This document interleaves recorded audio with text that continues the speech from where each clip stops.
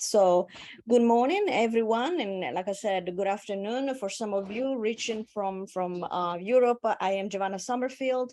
Welcome and welcome back to all of those who attended our first Mediterranean Studies Symposium that took place last year in July 2021, which was hosted by Ezedra Mediterranean Center in Ortigia, Sicily, and co-sponsored by Auburn University, just like the College of Liberal Arts of Auburn University is co-sponsoring the one this year.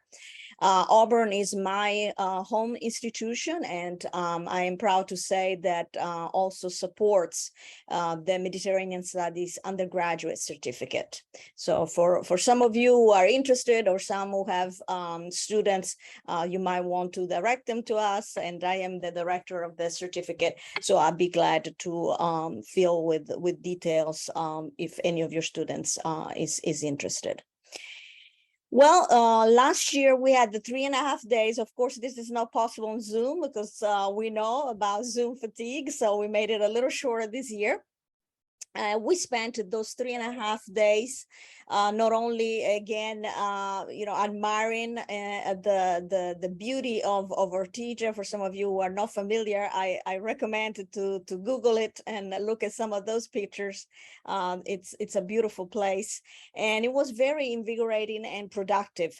And so I will give you some things, some details of what happened last year. In spite of COVID concerns, we had the chance to share our research, define and redefine Mediterranean studies, and network for future possibilities. And out of the brainstorming collaboration, we were able to produce a special issue with the Journal of Italian Cinema and Media Studies. The special issue is titled Navigating the Mediterranean. It will be volume 11.4, which I believe usually goes out at the end of the year. So it will be late 2023. And as obviously great articles on Mediterranean studies and cinema. And not to be bragging, but that is the first time the Mediterranean Studies cinema Mediterranean Studies and cinema are together.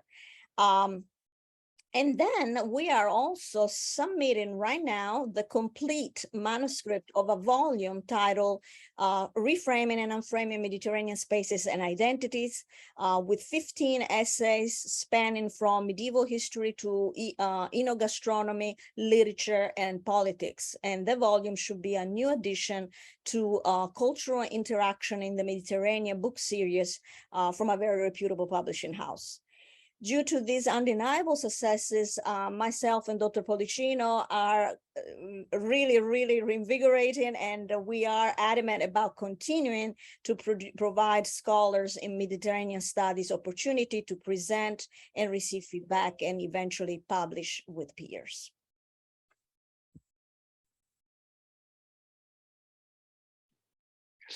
Thank you, Giovanna. We already have next year conference in place, which will be held in presence in Croatia July 1st, and this will be hosted by University of Zagreb in their Center of Mediterranean Studies.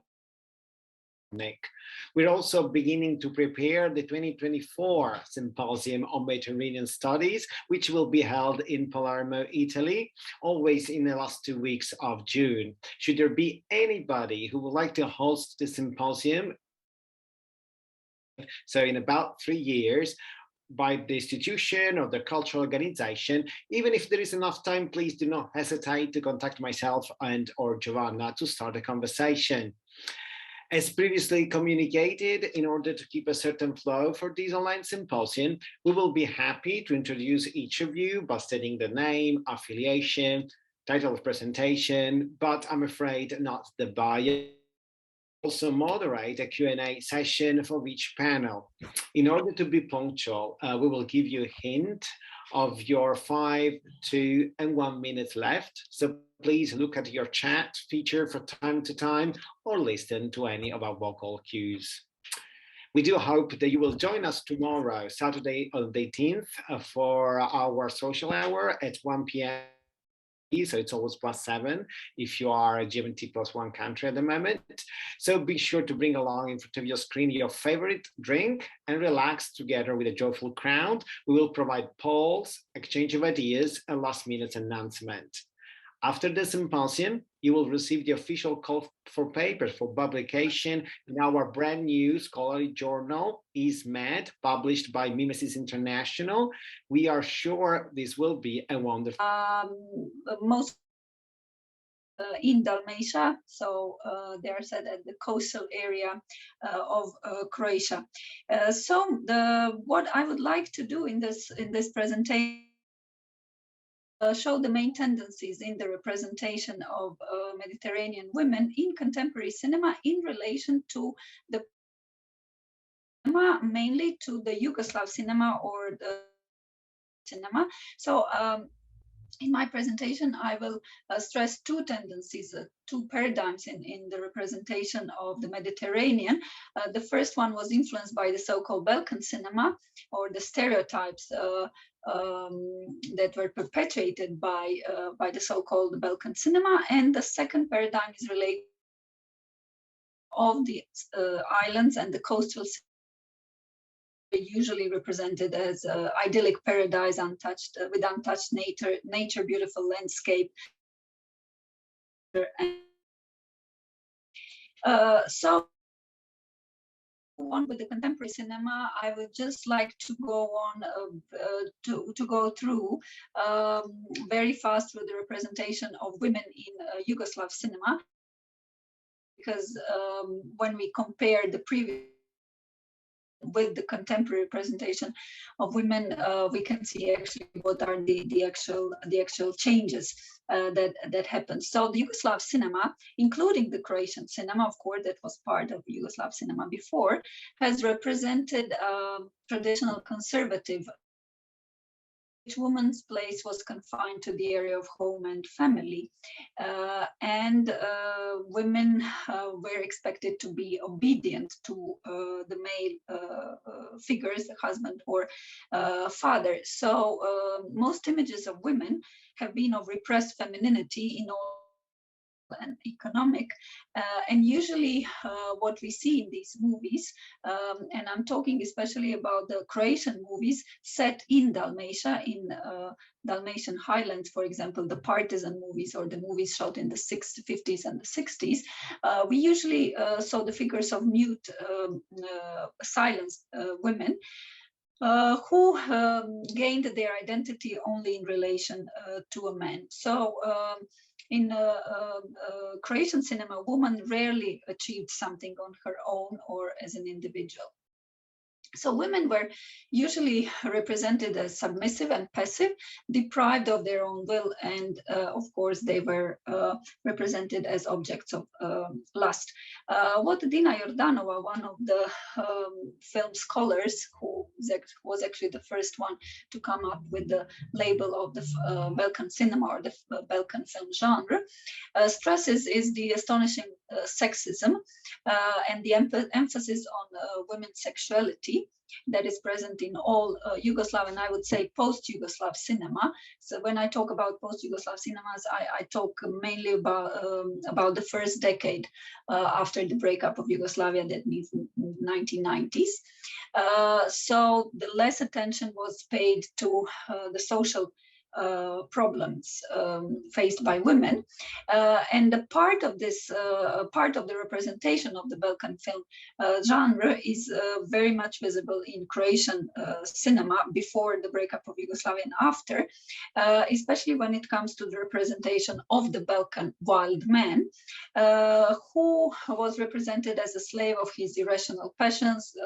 He was usually violent, drunk, misogynist, and unable to control his violent impulses. And of course, on the other hand, we had submissive women. Here I put just a few examples of the male gaze, of course, and the women.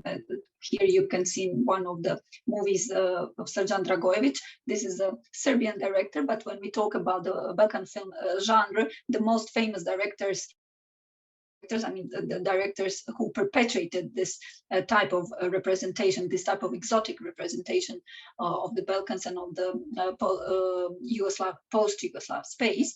So women who were actually deprived of their own will, who were submissive, passive, and objects of lust. And usually you find two types of women, women as but brides who were forced to accept this passive and humiliating role, and who were usually forced to marry. Here you see the underground Kusturica, one of his most famous movie. Kusturica is, I guess, the most famous post-Yugoslav, who was forced to marry a man who was brought tight by rope. Or there was another one as a mother figure, the mother figure, who was not seen as a dangerous figure for the patriarchal society, because was confined to her home. She had no love interest, no interest in men, and so in that way the directors avoid conservative fears about women's sexuality. Contemporary Croatian cinema, especially the cinema, as I said at the beginning, especially in the films shot in the coastal area, mainly in Dalmatia. So what happens is a break with, first of all, with Yugoslav cinema, with the tradition of Balkan cinema, and these by women, by female directors. They usually they turn away from the war. That was one of the main topics in the so-called Balkan cinema. So they move national and nationalist history to more intimate relationships in the domestic sphere. And usually, again, we see women who do contest forms of oppression. They do still, they are represented as pillars carrying the burden of this society on their shoulders. In here, I put a few clips, or a few screenshots, sorry, that of two movies that were shot in Dalmatia and where the next year's conference will be held. So you can have a glimpse of what you can expect and what kind of landscape you can expect to see next year.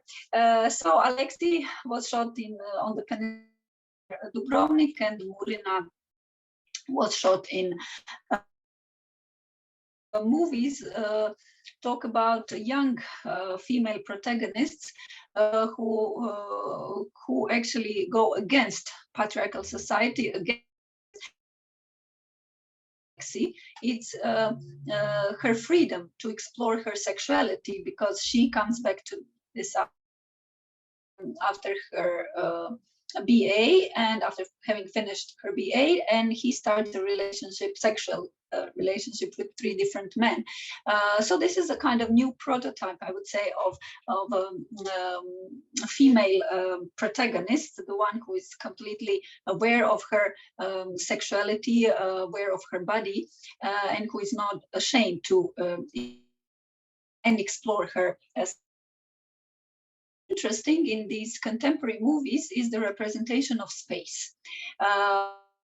Here I put example of that recent movie. One is from 2018, the other one is from 2021, that actually use the beauty of the Mediterranean landscape, are set on islands and coastal towns.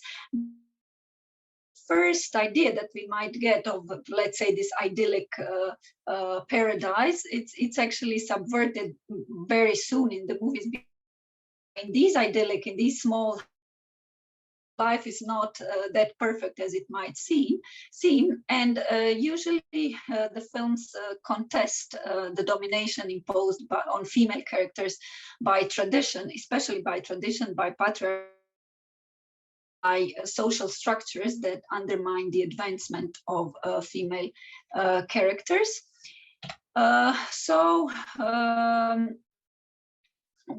Another thing that is different, that is new, is the female voice, that basically these try to restore the voice to women, and they actually changed the politics of viewing. The representation of female body, because the women filmmakers de-eroticize nudity and sexual intercourse, and there are more and more examples of autonomous women protagonists claiming control over their sexuality and striving for self-fulfillment, as I already told you about the movie Alexi. All the directors and their movies, it's that they insist on the natural look. The female protagonists appear without, and they want to actually, in a way, to avoid or to go even against some of the let's say imposed rules of beauty. Again, we don't have passive women, we have active problem-solving female heroes. And finally, female characters are not voiceless, as we can see in the movie Murina. That is a movie about a young girl who decides, who even talks about her mother and tries to persuade her mother to leave the dominant father. And another thing that we can say about this movie is that these are movies usually of absent message, in the sense that they redefine Balkan macho men. Usually men in these movies they are not present, or they are shy, insecure, or women are strong enough to oppose their will. Another thing that I think it's important in the contemporary cinema, and that's especially important for the Mediterranean, is the use of space, the representation of space. Because besides these two movies that I've mentioned, Alexi and Murina, other movies usually they were set in the coastal area on the islands, but they try not to represent the typical Mediterranean image, because usually coastal towns like Dubrovnik, like Split, Zadar, are famous tourist destinations, and when they see photos, they see photos of tourists. These movies are actually they show a different type of space, different type of I would say of cities, because they are usually set in rundown and suffocating urban space. The inner state of mind of female protagonists. So we see basically typical socialist architecture, graffiti covered walls, underpasses, tunnels, cities that are devastated, a bad economic situation, or another type of movies are set in a pre-modern rural setting of the Dalmatian highlands.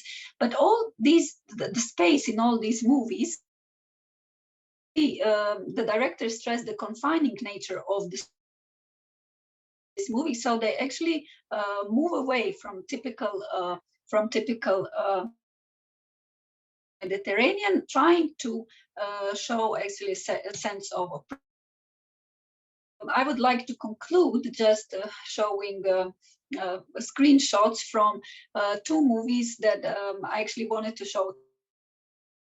Quit staring at my plate, but unfortunately looks like I don't have enough time. But here in this screenshots, you can see two movies. One is Teresa 37, set in Split. You basically don't see anything of Split, any. And the other movie, Quit Staring at My Plate, is actually the movie and the movie that is considered by film scholars and film critics as the beginning of the so-called new Croatian female wave. Though I'm a little bit, I mean, I have problems putting such a label, and the director director of the film, ᴍᴇᴅɪᴛᴇʀʀᴜ My Plate, agrees with me, because she also said we don't have many things in common except the fact that we are women. So this movie, ᴍᴇᴅɪᴛᴇʀʌ My Plate, was shot in Shib.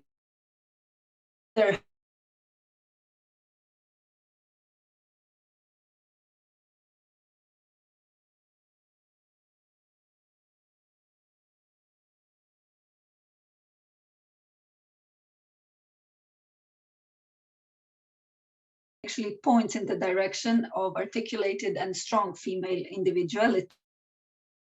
The directors use minimalist directing style and deliberately avoiding the excess of the Balkan film. What is also important is the use of camera that unfortunately I don't have time to show, but the use of camera is particular, usually handheld camera that is used to show oppressiveness on female body and the camera. And that is all. Thank you.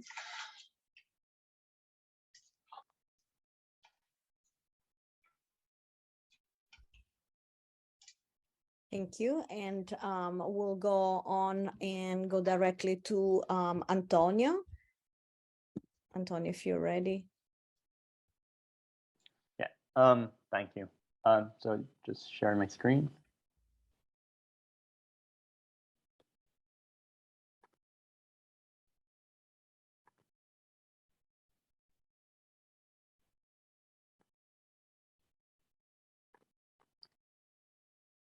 So my presentation examines the way in which Italian films set in Sicily portray women in relation to religion.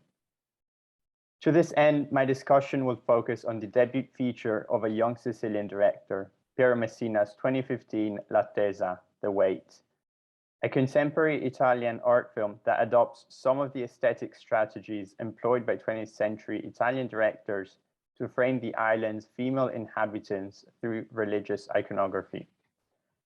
Before I embark on a reading of Messina's film, however, I want to briefly mention a later film which came out only a few months ago and which some of you are perhaps more familiar with. And this is Sorrentino's È stata la mano di Dio, The Hand of God. While most of the film is set in Sorrentino's hometown of Naples, towards the end of the film, its young protagonist leaves the city to spend less than 5 minutes in a film that is otherwise almost entirely set in Naples and in its immediate surroundings.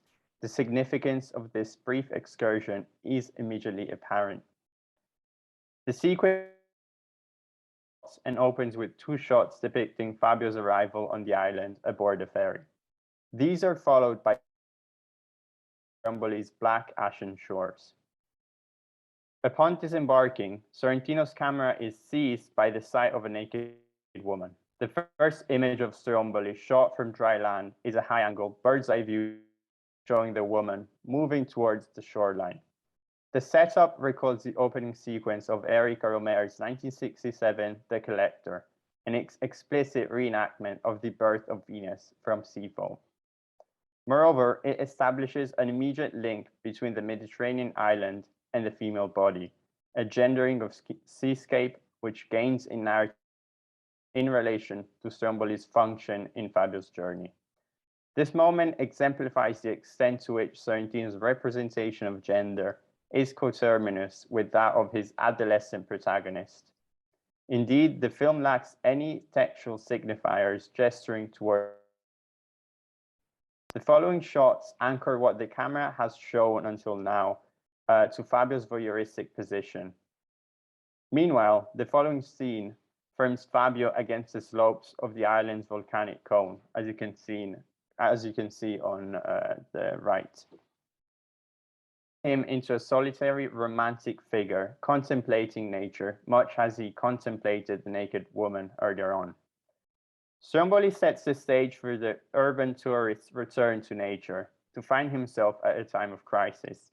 Accordingly, the sublime shots of the island can be read in opposition to the film's urban setting, whereas Fabio's departure to Rome in the film's closing moments represents the site of Italian cinema par excellence. In dwelling in the Aeolian Islands, the protagonist also finds himself in a space loaded with film history, as Giovanna Staviani documentary ᴍᴇᴅɪᴛᴇʀᴅ from 2010 chronicles. Indeed, Sicily occupies a privileged position in the history of Italian cinema. The island offers a distinctive backdrop to several canonical films, signposting key aesthetic developments in the history of the medium and in the post-war period in particular, as exemplified by the opening episode of Rossellini's Paese un Bolittere di Dio, L'Avventura by Antonioni, and perhaps a lesser-known film, Ettore Scola's debut feature, Se volete parliamo di donne, which opens its first episode, is set in rural Sicily. In these films, women play a key role, and Sicily emerges as a space of deep contradictions. For instance, in her analysis of the literary and cinematic mapping of Sicily, Gaetana Marrone describes Sicily as an island that resists control and constantly reinvents itself on the shores of the Mediterranean. So following this introduction, I will now turn to Pierre Messina, who began his career as Sorrentino's assistant director in La Grande Bellezza, and try to situate him in relation to the genre of films about women in the Mediterranean, which I have just mentioned. In a short article whose title, A Certain Tendency in Italian Cinema, paraphrases that of a famous 1954 article by François Truffaut, Vito Zagario argues that L'Attesa is emblematic of a rebirth of Italian cinema, which he links directly to the Nouvelle Vague. The film was produced by Indigo Films, the same production company behind Sorrentino's works, and much like La Grande Bellezza in Youth, it was distributed by Medusa Films in collaboration with Mediaset Premium, as well as French production companies such as Barbary Films and Pathé, hence emerging as a transnational venture. Screened at the 72nd Venice Film Festival alongside Luca Guadagnino's A Bigger Pantelleria, Sicily, Messina's film was met by 7 minutes of clapping. Upon its domestic release on September 17, however, the film receives a mixed critical reception. The film is 100 minutes long and tells a highly allegorical story set during Easter. The narrative follows a divorced French woman transplanted in Sicily and played by Juliette Binoche. After attending the funeral of her son Giuseppe, Anna returns to her empty mansions and shuts herself off from the world and inside the domestic space. Mirrors are covered with black cloths, windows are barred closed, and the screen falls into a darkness, as emotionless Anna is pushed to the edge of the frame in highly unbalanced shots reflecting her inner state. The film seems to come to a halt, returning to the darkness of the opening minutes. This trend is suddenly reversed by a phone ringing. Technology rekindles Anna's link to the world. The progressive darkness swift fade to white. As we will soon learn, the call announces an unexpected visitor, Giuseppe's French girlfriend, Jeanne. Jeanne is unaware that Giuseppe is dead, and upon her arrival, Anna avoids informing her about it to pretend that her son is still alive. Instead, she tells Jeanne that Giuseppe will arrive at Easter. Hence, the two begin waiting for him in the mansion and in its rural surroundings, giving the film an excuse to linger on shots of the island's landscape. In an interview, Messina describes Sicily as both foundational and ubiquitous in his work. As he puts it, even if I did a science fiction series, there would be Sicily in its fabric. Accordingly, L'Attesa is set entirely on the island. In addition, the director claims that, and this quote I left in Italian, quello femminile è un mondo che abito, mi incuriosisce e di cui mi innamoro. Ho un rapporto molto forte con mia madre, sulla quale ho modellato la protagonista dell'Attesa, interpretata da Juliette Binoche. At the same time, the character that Binoche plays bears striking affinities to that of the aging actress she plays in the French-Swiss-German co-production Clouds of Sils Maria, and to a lesser extent to Abbas Kiarostami's certified copy, which is set in Tuscany. Jeanne and Anna embody two distinct but similarly static modes of womanhood. While the younger woman is both an object to be looked at and an active desired subject, the older woman's divorced status her role as a mother figure. The two are defined by their shared French ethnic and national background, but through different degrees of objectification. Anna is portrayed as a wealthy woman who does not have to work, and much of the film's generic pleasure lies in its display of the isolated rural mansion that she owns, offering the spectacle of an aristocratic dwelling. The connection between womanhood and domesticity is, according to Giuliana Bruno, the very site of the production of sexual difference. The film is punctuated by a series of self-reflexive meta-cinematic moments. For instance, its sequence, a static interior shot of an airport silhouettes various figures against Mount Etna, a postcard-like image recalling the view of the mountain from Taormina in the closing shot of L'Avventura. The mountain is framed by a large window, fragmenting it in various rectangular panels, staging a frame within a frame composition, reproducing the film street. Earlier on, a top-down X-ray shows the objects inside the luggage passing through controls. Coincidentally, one of the objects that the camera scans is women's heels, an image directly recalling Anna's footwear in the film's opening sequence. The opposition inevitably recalls the opposition that Fredric Jameson draws between Andy Warhol's cold and depthless negative picture of heels and Van Gogh's peasant shoes in his analysis of postmodernism. Following Jeanne's arrival at the airport, her journey through the island takes her through Mount Etna, where she encounters the statue of Holy Mary. This is not immediately apparent, as the statue is initially wrapped in a black plastic bag. In fact, it will only be unveiled in the film's final moments during the Easter celebrations in the streets of Caltagirone. Its apparition foreshadows John's encounter with Anna. Indeed, Anna's identification with Mary is most explicit in her mirroring in her statue through a point of view shot in the film's final moments. Upon John's arrival at the mansion, Anna spies on the young woman's naked body through the crack of a door, a voyeuristic position echoing that of Norman Bates in Psycho. As the two women begin to know each other and bond over the deceased Giuseppe, Anna takes John to an artificial lake, which is not the Mediterranean itself, where she looks at her as she dives in the water, recalling the shot that I talked about Sorrentino's film. The film self-reflexively thematizes film spectatorship even more explicitly by showing Mauro Bolognini's 1959 Arrangiatevi on a small television screen. The film within a film shows Totò playing tug-of-war with an old man in Rome's urban periphery, in a scene that resonates with the generational themes Messina film explores. Later in the film, Anna and Jean visit the Villa Romana del Casale in Piazza Armerina. An establishing long shot shows the two women arriving at the archaeological site at night. The image possesses a strong symmetrical, hence static composition.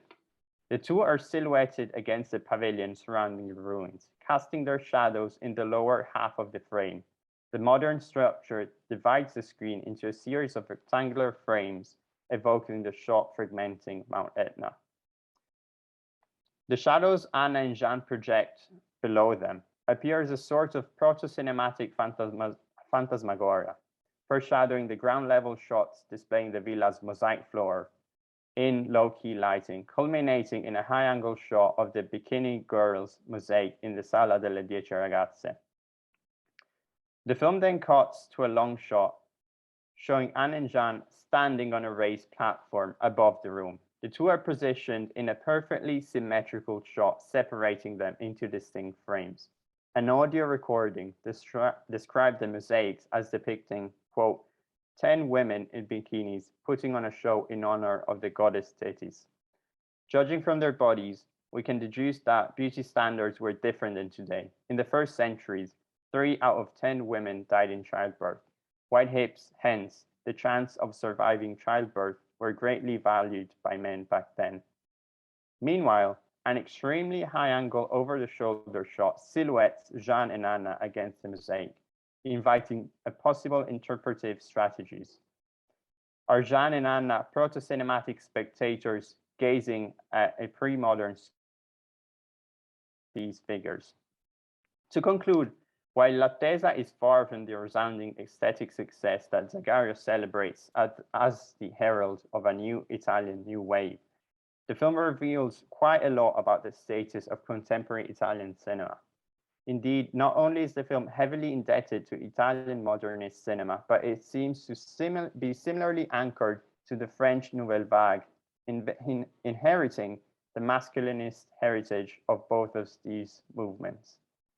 While L'Attesa deals only tangentially with the experience of native Sicilian women and focuses instead on an adoptive daughter of the island and a tourist, it plunges the two in a milieu oversaturated with Catholic signifiers. But both Sorrentino and Messina operate in a context in which the Catholic signifiers that Fellini's parodic representations of ritual overturn. They also rely, and these are thoroughly emptied out of their meaning. This postmodern lack of depth manifests itself most conspicuously in the way the religious allegory which the film is built around seems to go nowhere. As a result, Messina's attempt to craft a personal film by turning his camera to his native island, much as Sorrentino does in Stata la mano di Dio, is devoid of real substance. And much like the characters in the film, we find ourselves waiting for something to never happen. In a similar fashion, the film's aestheticizing framing of womanhood in a Mediterranean space is emblematic of a broader tendency in contemporary Italian cinema. This trend manifests itself in the film's construction of gender through the conversion of mythical archetypes and Catholic iconography into a series of floating signifiers. Overall, the film displays the inherent limitations of Messina's attempt to portray the experience of Mediterranean women through a male-oriented iconographic tradition, vis-a-vis the work of contemporary women filmmakers such as Emma Dante or Costanza Quadriglio, offering alternative representations of their own experience on the shores of the Mediterranean.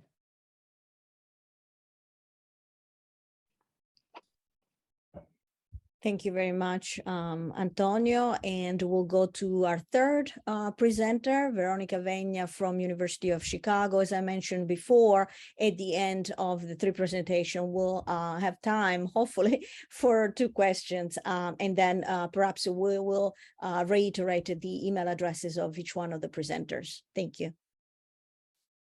Grazie a tutti, buongiorno. Io faccio un cambio di lingua, oltre che cambio di presentazione, di parlarvi oggi di questo film, La Terra dei Santi, del regista Fernando Muraca.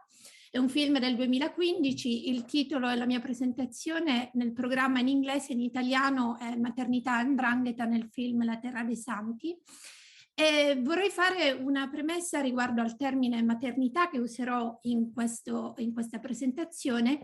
In realtà il termine lo intendo inteso nella presentazione nel suo duplice significato di ruolo della donna come madre all'interno dell''Ndrangheta, un'organizzazione che, ricordo, è basata come struttura sul vincolo di sangue, e maternità intesa invece come voler proteggere, con l'obiettivo di voler proteggere e prendersi cura dei figli. In realtà queste 2 interpretazioni, diciamo, del termine maternità vengono proposte nel film in maniera diversa, si potrebbe pensare in maniera manichea, però la mia presentazione invece offre, spero, una lettura diversa, nel senso che sottolinea la complessità di questo ruolo all'interno appunto dell'organizzazione 'ndranghetista.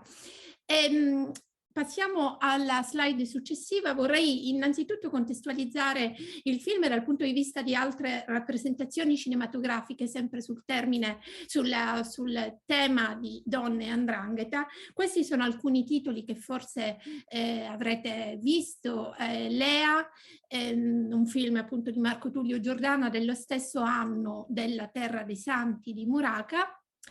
E poi A Chiara, che è un film di Carpignano, dove la donna, qui non è vista, il personaggio principale non è una madre ma è la figlia di un 'ndranghetista. è una femmina che è uscito nel 2022, dove nuovamente si trova appunto un personaggio femminile come protagonista del film. È interessante notare che nei mafia movie normalmente, diciamo tradizionalmente, non è il personaggio femminile ad avere un ruolo da protagonista, però appunto questo trend di film dimostra che ci sono stati dei cambiamenti già prima di questi anni, ma appunto volevo menzionarlo appunto per contestualizzare la Terra dei Santi. A questo punto della presentazione vorrei dirvi che io sottolineerò alcuni aspetti narrativi ma anche estetici del film in relazione appunto a questo tema che è maternità e 'ndrangheta. Alcuni cenni sulla trama del film. I personaggi femminili principali sono il personaggio di Assunta Bevilacqua, che è interpretato da Daniela Marra. Questo personaggio appunto nella Calabria del 2012, quando si svolge il film, la storia del film, è sposata in seconde nozze con un 'ndranghetista a sposarlo, quindi si tratta di un matrimonio imposto a questo personaggio da parte locale, che è sposato con la sorella di Assunta da Lorenza Indovina. L'altro personaggio principale e protagonista del film è questo personaggio che vedete qui, interpretato da Valeria Solarino. Nella storia svolge la professione di giudice nel film molte volte come dottoressa, nel senso appunto di un magistrato, diciamo laureato appunto, e il personaggio non ha un nome proprio nel film, ma in un romanzo che si intitola Il cielo a metà del 2014, che è scritto da Monica Zappelli. Monica Zappelli, vorrei ricordare, è una delle sceneggiatrici del film, assieme a Muraka, che è appunto il regista del film. In questo romanzo, che tratta una storia molto versi coincidente con quella del film, il personaggio si chiama Vittoria Bollani. Ok, quindi questo clip, veloci clip, è di una scena in cui si parla della maternità. Guardiamola assieme e poi lo possiamo commentare. Arrivederci. Io le porto via i figli. Lei non è degna di essere una madre. Io le faccio togliere la patria potestà. A lei e a tutte le altre donne là fuori che sono come lei.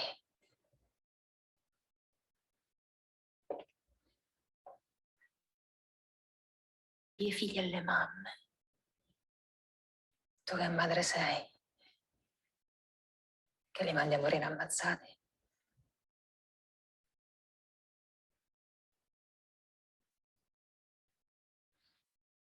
La scena, come dicevo, riguarda il tema centrale del film, appunto la maternità in un contesto di mafia 'ndranghetista, dove le donne hanno un ruolo funzionale, quello di procreare e di educare i figli ai dettami, al codice di condotta della mafia, e quindi garantire la continuità del fenomeno mafioso. E questo non si limita soltanto all''ndrangheta, ci sono varie mafie appunto italiane dove la donna ha principalmente questo ruolo, anche se ci sono altri ruoli di cui possibilmente darò qualche accenno in questa presentazione.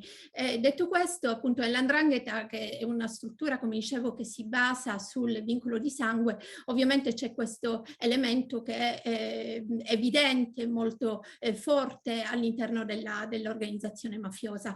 Qui vediamo i due personaggi, le due protagoniste, che esprimono una visione inconciliabile della maternità. Da una parte c'è Assunta, che appunto è una madre di mafia, ha due figli, di cui uno di 15 anni viene ucciso in una faida 'ndranghetista e un altro le viene sottratto, perché le viene sottratta la potestà genitoriale, che è un provvedimento che è stato preso fin dal 2012 per quanto riguarda di 'ndrangheta, proprio per evitare che i figli continuino con questo che normalmente porta alla morte prematura del figlio maschio, e che comunque viene appunto i figli delle madri ndranghetisti spesso loro stessi, e quindi continuano la tradizione, se vogliamo chiamarla così, di questa situazione, che è una situazione familiare, non solo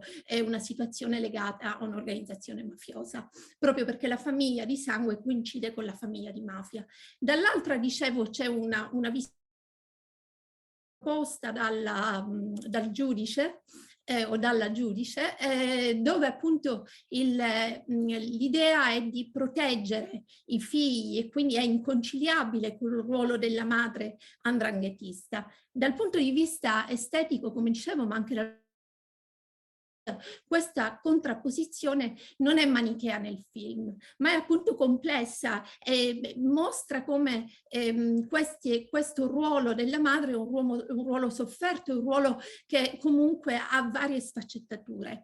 Vi vorrei fare vedere dal punto di vista estetico appunto i contrasti e le somiglianze, come vengono espressi in questo film. Sono alcuni elementi che ho messo, che voglio mettere in risalto nella presentazione. I tagli, per esempio, in questo film creano una continuità, ma anche una narrativa. E vedrete il chiaroscuro della fotografia, l'avete già visto nel clip che vi ho mostrato, la fotografia è molto desaturata, di chiaroscuro evidenti. Gli spazi interni versus gli spazi esterni. Da una parte c'è il contrasto, ma ci sono anche delle somiglianze a livello di significato. Le azioni e anche la mise en scène, scusate la mia voce oggi, sono simili ma con protagoniste opposte. Vediamo quindi un esempio. Questa è la scena iniziale del film. La scena si apre con un personaggio femminile, che vedete qui, una figura femminile che non viene identificata all'inizio del film, in realtà poi si scopre che coincide con la professione del giudice, appunto Vittoria nel romanzo ma non nel film. Si corre, quindi si sposta da destra a sinistra, e dalle fattezze al taglio e dalle fattezze del personaggio, ma anche dal movimento da destra a sinistra, vediamo che è assunta lo stesso movimento con delle fattezze simili, e quindi lo stato a pensare che i due personaggi coincidano. In realtà appunto sono dei personaggi diversi. Questo è un esempio, dicevo, di contrasto che è somiglianza, che poi si riflette anche a livello contenutistico fra i due personaggi.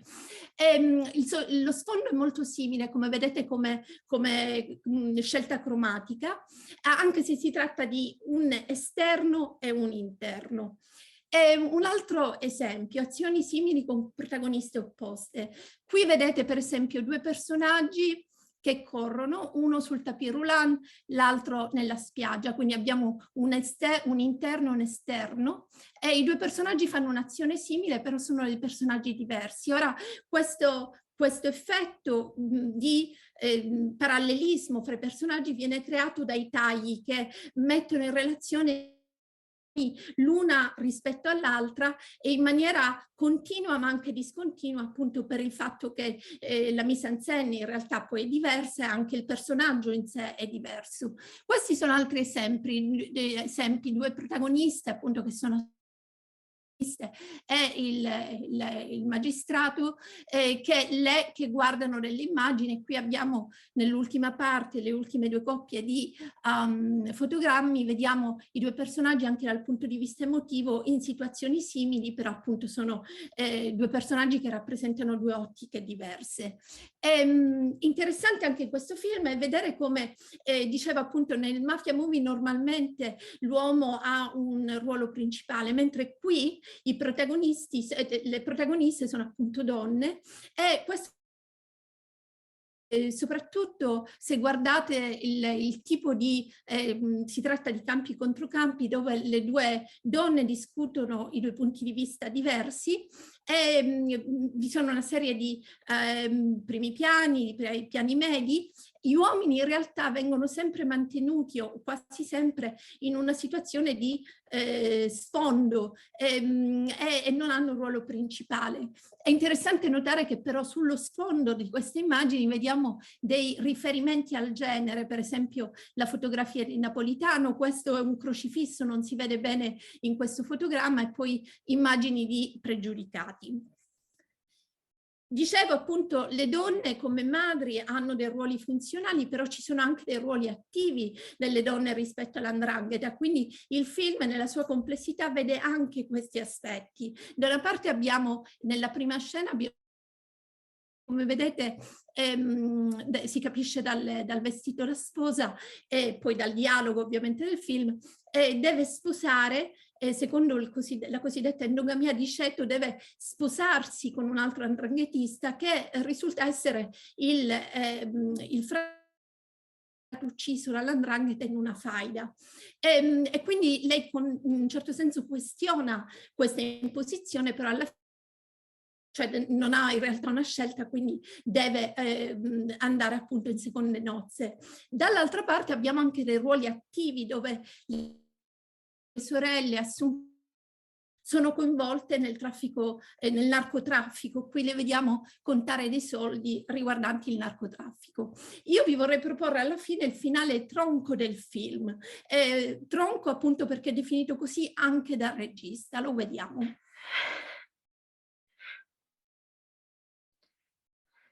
Si sente male? Non si preoccupi, sono nausea.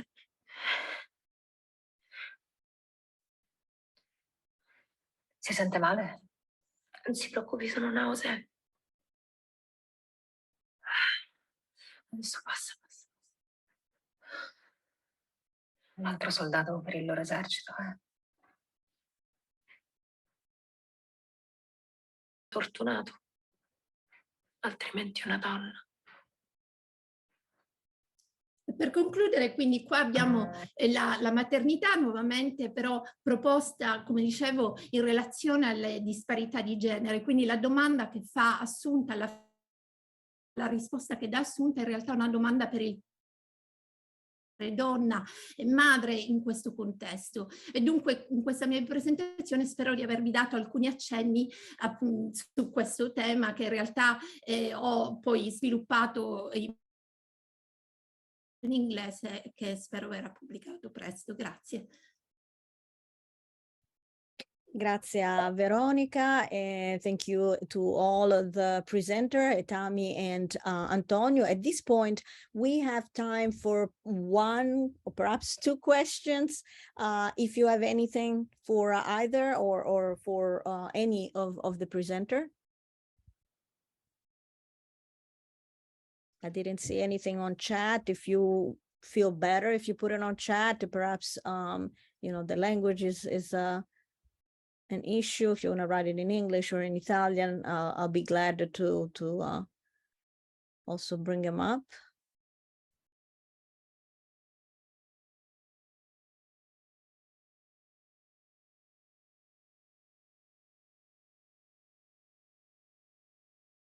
Nothing.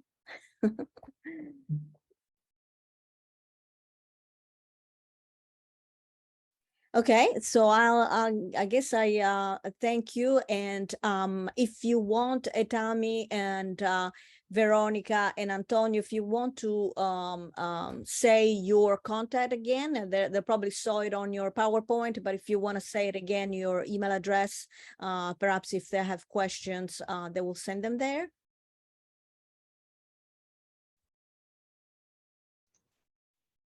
Sorry. Ask question if it's possible. Yes. Sorry, Joanna, I didn't find the end. Only I'll try to ask a question in English. One question for Antonio, because the film of Amico. It's based on a novel of Luigi Pirandello. And it's strange because Luigi Pirandello chose the location in Tuscany. And indeed the film is in Sicily. So I want to ask if maybe the regista made some consideration on the choice of Sicily as a location. And the other question to Veronica Vegna, because well, she talked about of women of Ndrangheta. But the strange thing is that in Ndrangheta, the women they are not allowed to participate. So they are victims of Ndrangheta. So it's a very strange position. And so the question is if maybe in the films there is this difficult. Sorry for my English, but I wanted to share my question to the others also. Thank you so much. Thank you.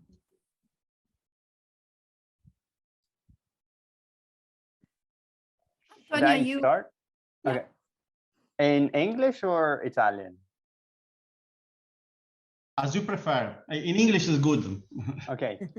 Yeah, no, the connection with Pirandello is something that a lot of the reviews, even American ones, points out. In terms of the choice of location, I did some research about the kind of institutional funding that the film received. And it was backed both by the European images, but also by the Sicilian Film Commission as part of promoting tourism in Sicily. So I think that a lot of it has to do with that, but also Messina's attempt to do something personal that is set in Caltagirone, which is the city that he is from. The closing sequence is it shows the parade during Easter there. So I think a lot of the film is based on that, on the kind of folkloristic tradition. In terms of cinema, I think Vittorio De Seta is the most famous documentaries that kind of shows that Pasqua in Sicilia from 1955 is all about that. And I think it's evoking that kind of tradition. And in terms of motherhood and Pirandello, obviously not the same maybe story, but the Taviani's episode where the mother is waiting for letters from her son, I think is also kind of interesting. And kind of relates back to the extent to which this contemporary film is indebted to older Italian canonical films. But thank you for your question and think about it. Thank you for yours as well. Thank you. And Paolo, thank you for your remark. And yes, you are very right. There's victims, not just in La Terra dei Santi, in general, like when you look at representations of women and the mafia, not just Ndrangheta, but also other types of mafia, for example, Sicilian mafia, we see this aspect. That's why I was talking about a complex role, and motherhood is represented as such, like there are different aspects to be considered. And that's why I think in La Terra dei Santi, the first scene where we see Assunta, the main character, that has to get married to someone else, that happens to be the brother of her husband. She doesn't want to get married to him. And in the end, she ends up doing that. The same thing, Assunta, again, in La Terra dei Santi and in many other films that are set within a mafia context, is a victim of sexual assault, actually two of them. Being pregnant when she doesn't want to be pregnant, which is the reference that the final scene that we saw, I mean, the clip from the final scene shows, right? And that's why I was saying at the very end, when she answers and says, if it's the judge mentions that she's gonna give another soldier to Ndrangheta, her response is, if it's a man, otherwise it's so if it's a man, he's lucky compared to the what the woman ends up having as a destiny, which is tragic, is a victim, of course.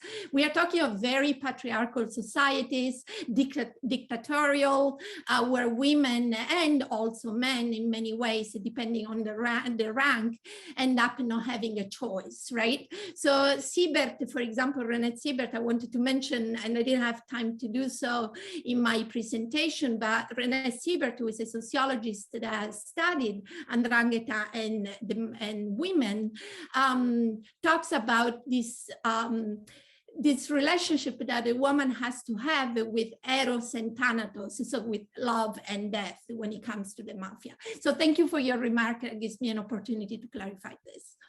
Thank you to you. Thanks. Grazie. Okay, and out every once in a while, and it has to do probably with my internet. Even if I change location, I believe that sometimes my voice is still going in and out. At any rate, same procedure. We have 14 minutes for each presenter. Then at the end of the time for the question, the presenter will also give you their email address in order for perhaps a continuation of the discussion if you're not able to ask the question, or if you have difficulty in staying until the end. So I will go ahead. It's 10:25 my time, and Mediterranean Hair History is the title of the panel. We have as first presenter Cloister Modernities, Female Spirituality 18th-20th Century by Borjan González Fernández, who joining us from University in Erkaba, Turkey. So we have a variety of and I see that you have the same problem as everybody does. So there is a heat contingency here and there as well. And then the second panelist is joining us from University of Catania, so in Sicily. And the title is Mariana Grand Tour in Italy between the 18th and 19th century. Militello. And as the third one will also be joining from University of Catania, that is Professor Elena Frasca, and the title of her presentation is Fare il bene e amare la patria, 3 Italian poetess of the Risorgimento. So I will leave on, so to speak, to Borja, and we'll start with Cloister Modernities. Thank you. Okay, good evening from here, Turkey. It's already 6:30 almost. I will share my screen with you all. And okay, so first of all, I cannot begin this presentation without expressing my gratitude to the organizing committee, and in particular to Professor Summerfield and Pollicino for their patience in dealing with me throughout these last few months, and for their incredible job in organizing this conference. And I cannot but hope that now that the COVID situation seems to be definitely over, we will be able to meet in person in future convocations of this event, of this conference. So the genesis of this paper harks back to more than 7 years ago, when, still very much in the initial phases of my doctoral studies, I had the opportunity of presenting a paper on the intersection between female agency and the mystical phenomenon in the early modern era. Entitled, as you can see on screen, Las Amazonas de Dios, Mujer Mística y Espiritualidad en Oriente y Occidente. I won't translate it to English, you have the translation on screen. My paper argued that despite the growing limitations on female spirituality that emerged after the Council of Trent, Mediterranean women had kept on making use of a so-called mystical model to transcend the stringent limitations imposed by tradition and social convention in order to pursue their individual impulses and desires. While my paper had been focused on the Spaniard Santa Teresa de Ávila, and one of the 2 women whose life and experiences will be analyzed today, the Lebanese Hindiya al-Ujaimi, it also served me to realize how dozens, if not hundreds of women had experienced mystical phenomena as a vehicle to legitimize their will to be independent and to defy social mores in the wider Mediterranean world, as understood classically by Brodel. Our goal today shall not try to reach pan-Mediterranean conclusions, but rather to concentrate our attention on how the female mystical phenomenon had a direct impact in a very specific geographical locale, that of Mount Lebanon in the last 2 centuries of the Ottoman era. In order to do so, we will limit our attention to the lives and experiences of 2 women who had a profound impact in the construction of a contemporary sense of Maronite identity. The already mentioned Hindiya al-Ujaimi, who was probably the most controversial figure in Mount Lebanon's 18th century, and Rafka Arrayis, whose canonization in 2001 was simultaneously understood as a celebration of the Creole nature of Maronitism and a political sign of support for the downtrodden Lebanese Christians who had just emerged defeated from the protracted civil war that the country had suffered between 1975 and 1990. As her name suggests, Hindiya was born within a merchant family belonging to Aleppo's Christian bourgeoisie. Educated in a devout environment, Hindiya's life was marked by the competition between the Western missionaries arriving in her native city and the local Christian churches. Belonging to the Uniate Maronite Church, which had been enmeshed in a complex Rome-inspired process of institutional and liturgical reform since the 16th century, Hindiya was profoundly influenced by the new devotional practices introduced by the missionaries, who brought forth a whole series of new religious practices alien to Oriental tradition and presented under the umbrella of the modern language emerging after the Council of Trent. It was precisely her family's wealth which allowed Hindiya to access a new religious iconography imported from Rome and Paris, among which the Sacred Heart occupied a very prominent position. The expansion of the Sacred Heart as a devotional object, which began to generalize, as you all know, with the visions of Marguerite Marie Alacoque, and was subsequently promoted by the Jesuit order in their fight against Jansenism, reached the Levant with full force, becoming one of the more popular objects of piety among Oriental Catholics. It is therefore unsurprising that it was before one of these images that Hindiya began experiencing mystical phenomena in her early childhood. Against the opposition of her family, Hindiya consecrated herself at a young age to a life of intense spirituality, which included an assiduous frequentation of the sacraments, together with severe ascetical practices that only grew in intensity when she joined one of the many religious fraternities that the Latin missionaries had established in Aleppo.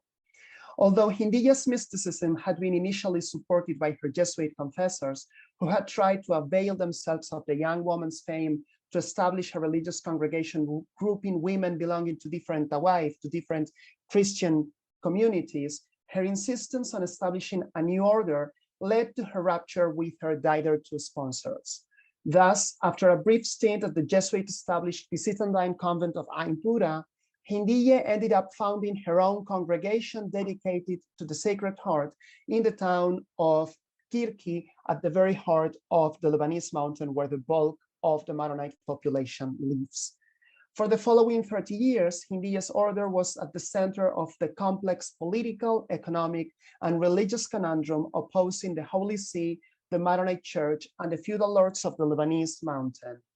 In fact, the apparent doctrinal heterodoxy and disciplinary abuses existing in her order were conveniently instrumentalized by her enemies to suppress a congregation that, perhaps paradoxically, given the quintessentially Western character of its devotions, had come to embody the autonomy of the Oriental churches vis-a-vis the uniformizing pretensions of the Apostolic See. After the definitive dissolution of her congregation, which was pronounced by the Holy See in 1780, Hindiya lived an almost uninterrupted commute from one monastery to another, an undesired and often derided symbol of the losing side in a war in which she had never truly played a part. Following on her footsteps in the mystical way, we can find the figure of Rafka Arrayis, who was born as Butrosiye Shobok Arrayis to a humble family from Himlaya at the very heart of Lebanon in the district of Matan, and was also educated, just like her predecessor in the 18th century, within a pious environment. She lost her mother when she was 7 and was sent as a servant to a rich Maronite family in Damascus who raised her almost as a member of the household. After returning to her village in 1847, her bad relation with her father's new wife and her rejection of the marriage proposals that her stepmother and her maternal aunt were putting before her, decided Boutros-Ghali to enter the religious life, a choice further confirmed by a supernatural voice that she heard while praying. Having joined the Mariamat Sisters, a Jesuit-sponsored active congregation which was mainly dedicated to education, she pronounced her vows in 1862. For the following decade, the young sister Boutros-Ghali was engaged in teaching and other social activities in different villages of the Lebanese mountain. However, the crisis that her congregation suffered in 1870, when its Jesuit sponsors decided to fuse it with another religious order that they had created, in this case, the Daughters of the Sacred Heart in the city of Sahla, at the very heart of the Bekaa Valley, Boutros-Ghali brought this religious woman to abandon her life as a teaching nun, to incorporate herself to the austere ascetical life of the Lebanese Maronite order. Boutros-Ghali's decision to join the new congregation was further solidified by a dream in which a white-bearded monk, a soldier, and an old man demanded her to join the Baladite order, and we can talk perhaps in the Q&A session about the importance of this dream. After entering the Baladite order, she pronounced her final vows in the convent of Marsiman al-Qarn in the town of Aitu in the district of Skarta in northern Lebanon in 1872.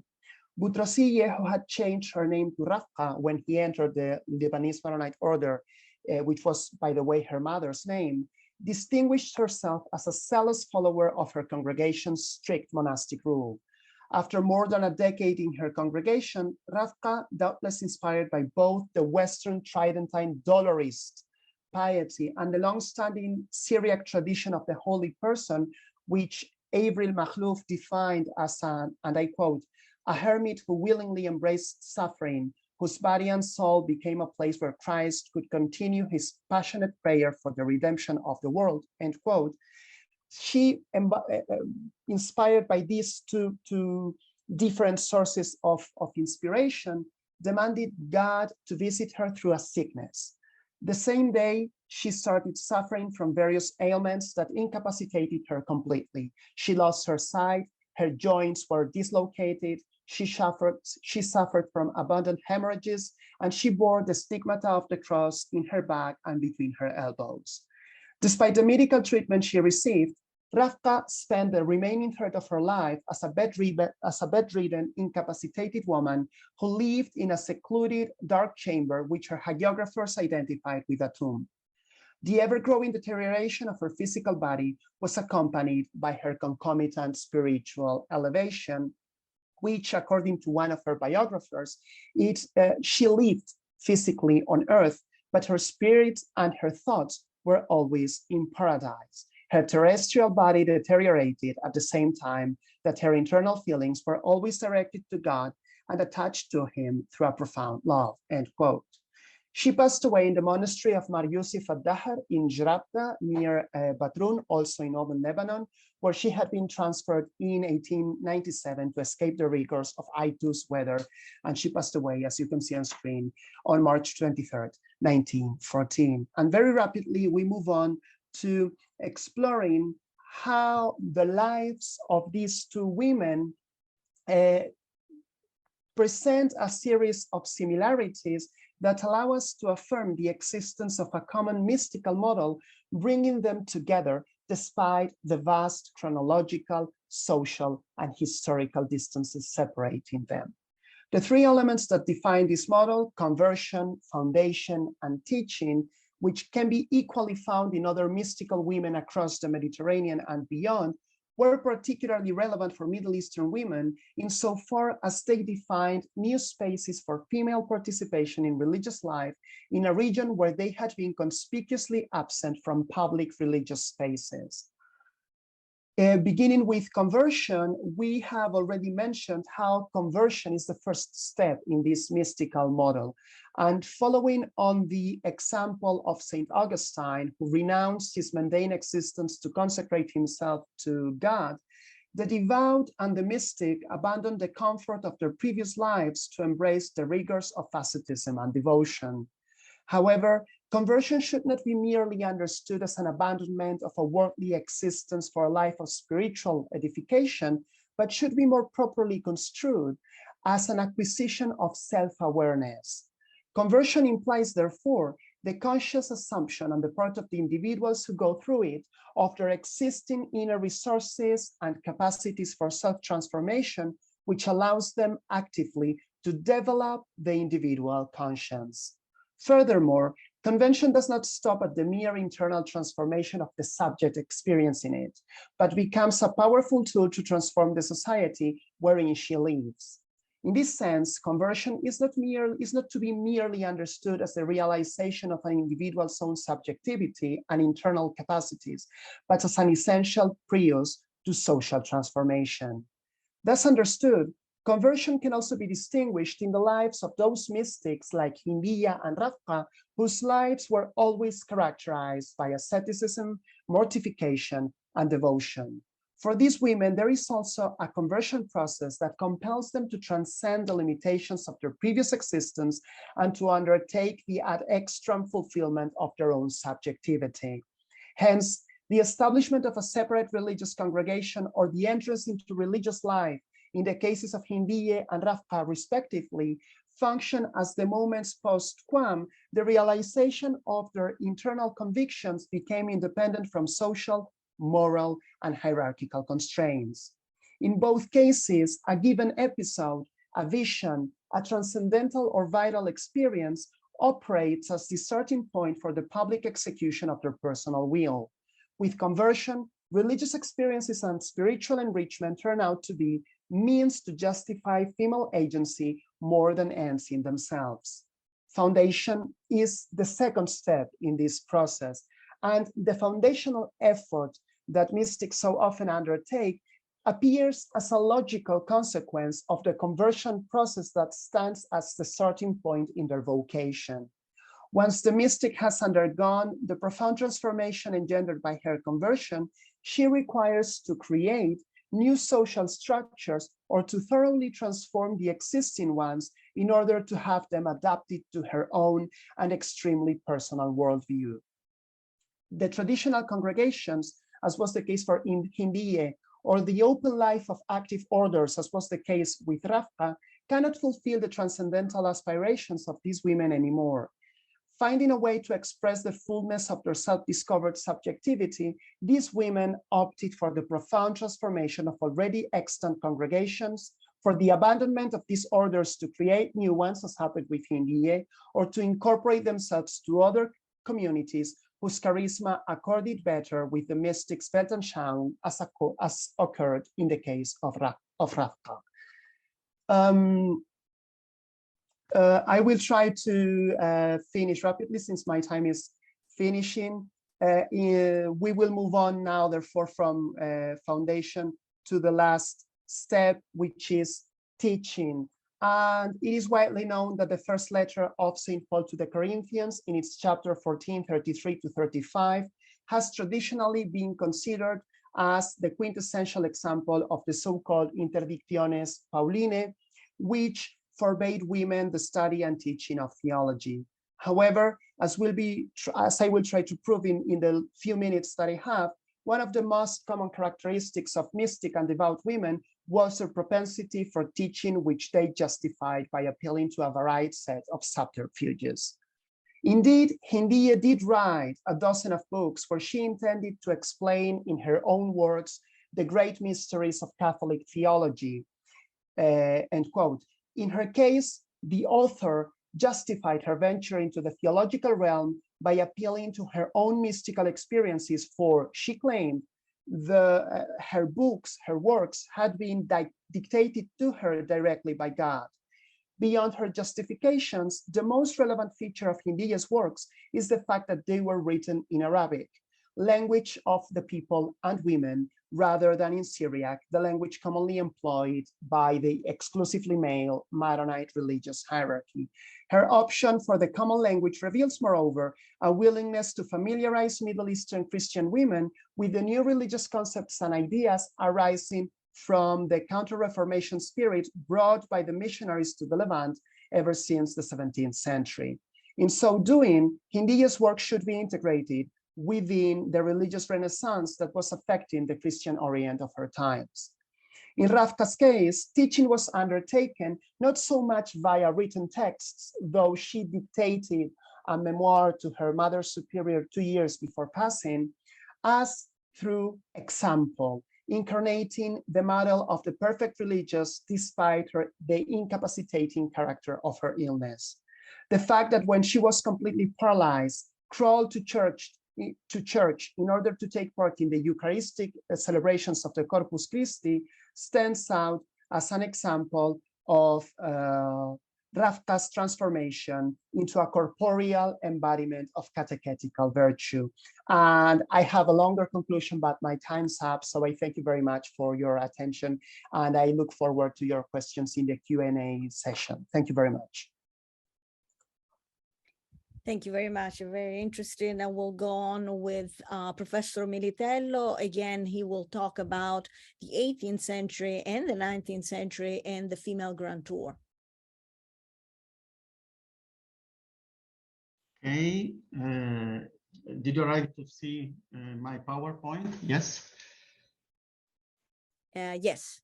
Okay. So good morning, everyone, and good afternoon to Italian people. And thanks to the organizers, and in particular, the Professor Pollicino and Summerfield for inviting me.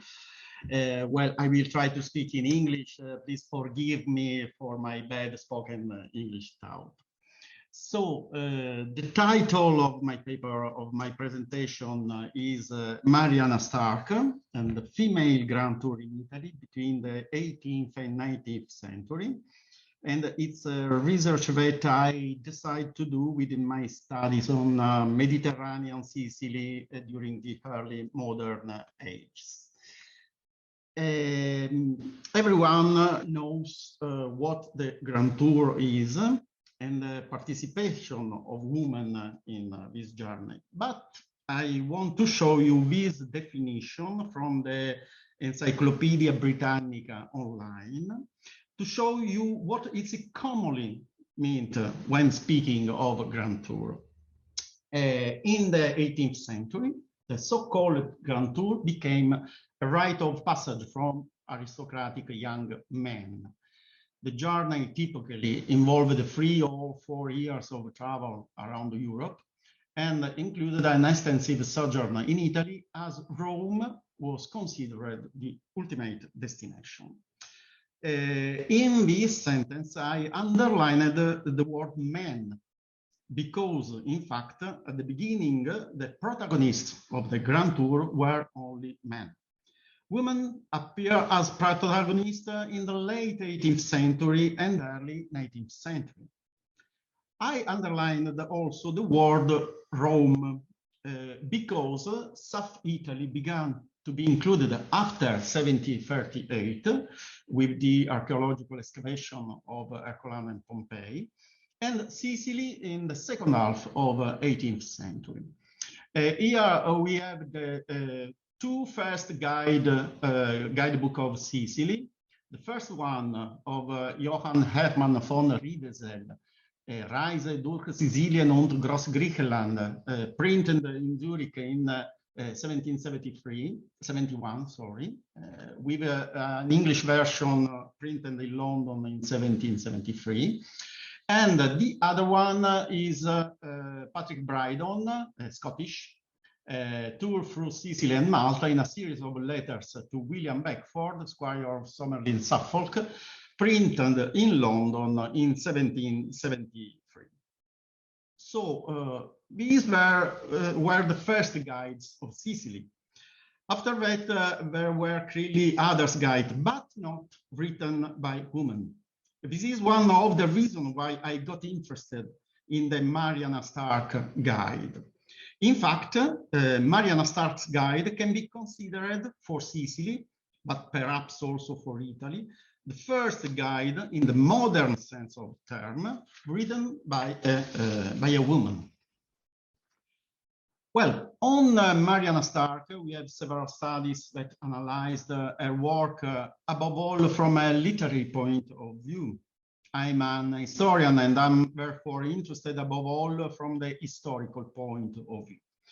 Mariana Stark was born in 1762 in Epsom, Surrey, and Susan Pickford highlighted how she was famed in the 19th century. She was very famous in the 19th century and has been rediscovered in recent decades for her significant contribution to the development of the modern tourist guide. Concerning her life, from 1762 to 1792, she wrote comedies, tragedies, poems, and in 1792, Stark, her father, mother, and sister departed for the south of France and Italy. It was an unfortunate journey because her father and sister died. And in 1798, with the return to England, Stark bring out an edition of her travel notes under the imprint of Sir Richard Phillips as Letters from Italy in 1800, augmented and reprinted by Phillips in 1802 as Travels in Italy. Here we have the two-page title, and we can read the title, Letters from Italy between the years 1792 and 1798, containing a view of the revolutions in that country. This is very an important aspect of her travel notes. From the capture of Nice by the French Republic to the expulsion of the Pope from the ecclesiastical state. Well, I highlighted also this part of the title with instruction for the use of invalids and families who may not choose to incur in expense attendant upon traveling with a courier. This is an aspect that we will underline it after. In 1814, Stark was first contacted by the editor John Murray, the important editor John Murray, about the possibility of bringing out a much expanded edition of Letters from Italy under the Murray imprint. And finally, in 1820, we have this print, Travels on the Continent, written for the use and particular information of travelers by Mariana Stark, printed in London by John Murray II. It's a dynasty of the Murray dynasty. Well, finally, we come to the book that interests us. These travels in Europe between the years 1824 and 1828, adapted to the use of travelers, comprising an historical account of Sicily. This is the reason why I'm so interested on. Always with particular information for strangers in this island. Well, why Sicily? In the advertisement, we can read the chief object of the following work is to comprise within the compass of one portable volume all the information necessary for travelers on the continent of Europe and the island of Sicily. And a guide for Sicily being much wanted. Here's the reason, the very reason, because Stark published a guide for Sicily, and a guide for Sicily being much wanted, Stark has given a concise historical account of that island and its antiquities, added to information and direction for travelers who may intend going thither. So, if we have to consider what wrote Benjamin Colbert, this guidebook published by Murray emphasized their usefulness and became the prototypes for Murray's own handbooks for travelers. Murray's handbook was one of the most important guidebook of the century, together with the Baedeker. Stark, with a keen business eye, predicted a work that comprehends every kind of information most needful to continental travelers. So Stark's work was a great success, came to have 9 editions, and in fact, it precedes the Murray Guide. After all, it was the starting point of Murray's guide. Well, there is the chapter 11 concerning Sicily. And as you can read, the chapter begins with the history of the island, with the most eligible months for visiting it.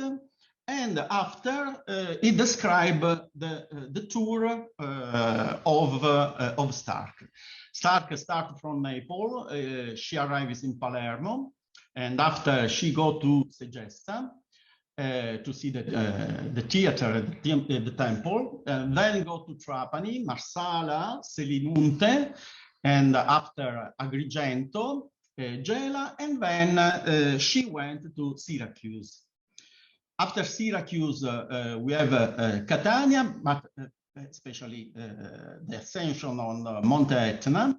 And after she go to Messina, Scilla, Reggio Calabria, and then finally, she go to the Eolie Islands, and at the end to Cefalù, and she returned to Palermo.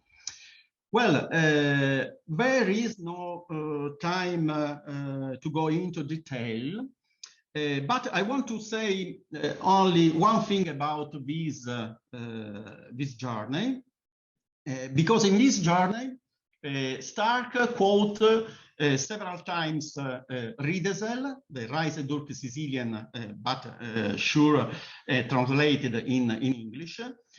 She talked about a lot of people that she met.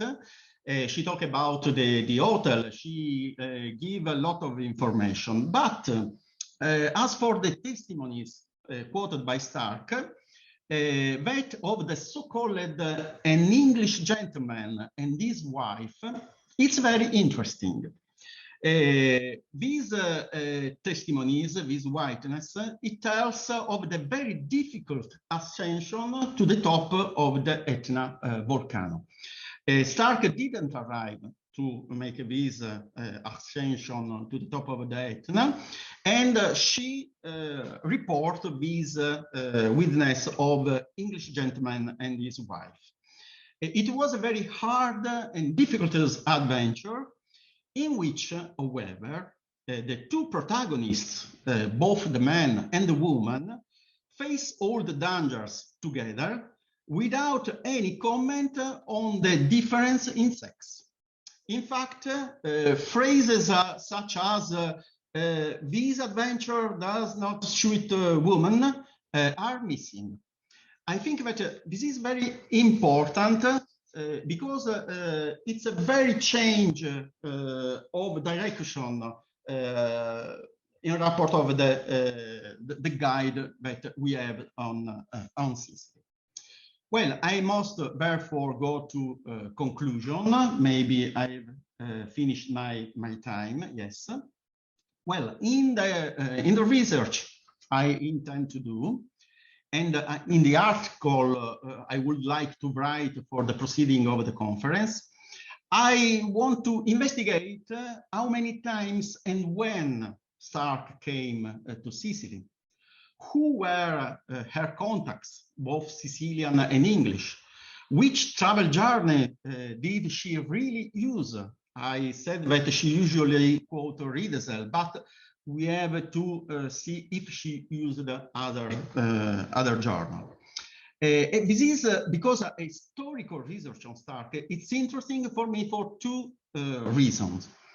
Because it offers us practical information that is not present in other guides. For example, price of food, price of transfer, guide and companions, cost of hotels, road condition, etc. And this is a very important witness on life in Sicily in the early 19th century. Second, at the same time, because a Stark guide offers us a new representation of Sicily and also of Italy. Stark is guided by the Sicilian, by their guides, by their elites. This is essentially a gaze from the inside. But at the same time, she gives us a British representation, her gaze from the outside. Well, this symbiosis between the external and the internal gaze and the internal eye is typical of the récit de voyage of the Grand Tour.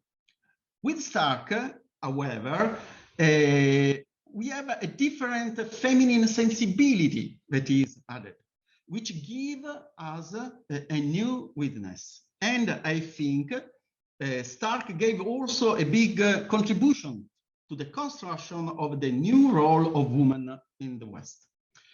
And it all allows us to reconstruct, as the title of this panel says, not only the hair history of Mariana Stark, but also the hair history of the image and representation of Italy and Sicily in the first half of the 19th century.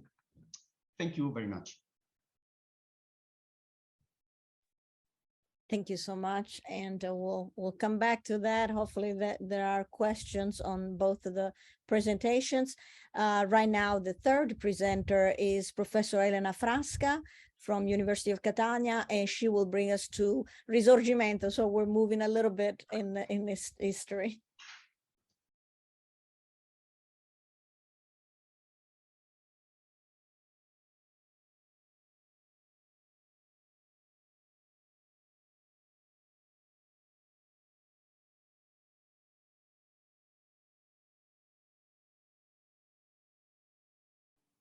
Eccomi, forse sono riuscita adesso ad attivare l'audio, scusate. E non riesco ad attivare il video. Ok. Sì, noi lo vediamo. Vedete il PowerPoint? Sì, sì. Ok, benissimo. First of all, I'd like to thank Giovanna and Rosario for your welcome invitation to this very interesting symposium. The Italian Risorgimento years represents, as is well known, an important point of view from which observe social, territorial, and political reality in progressive and epochal transformation.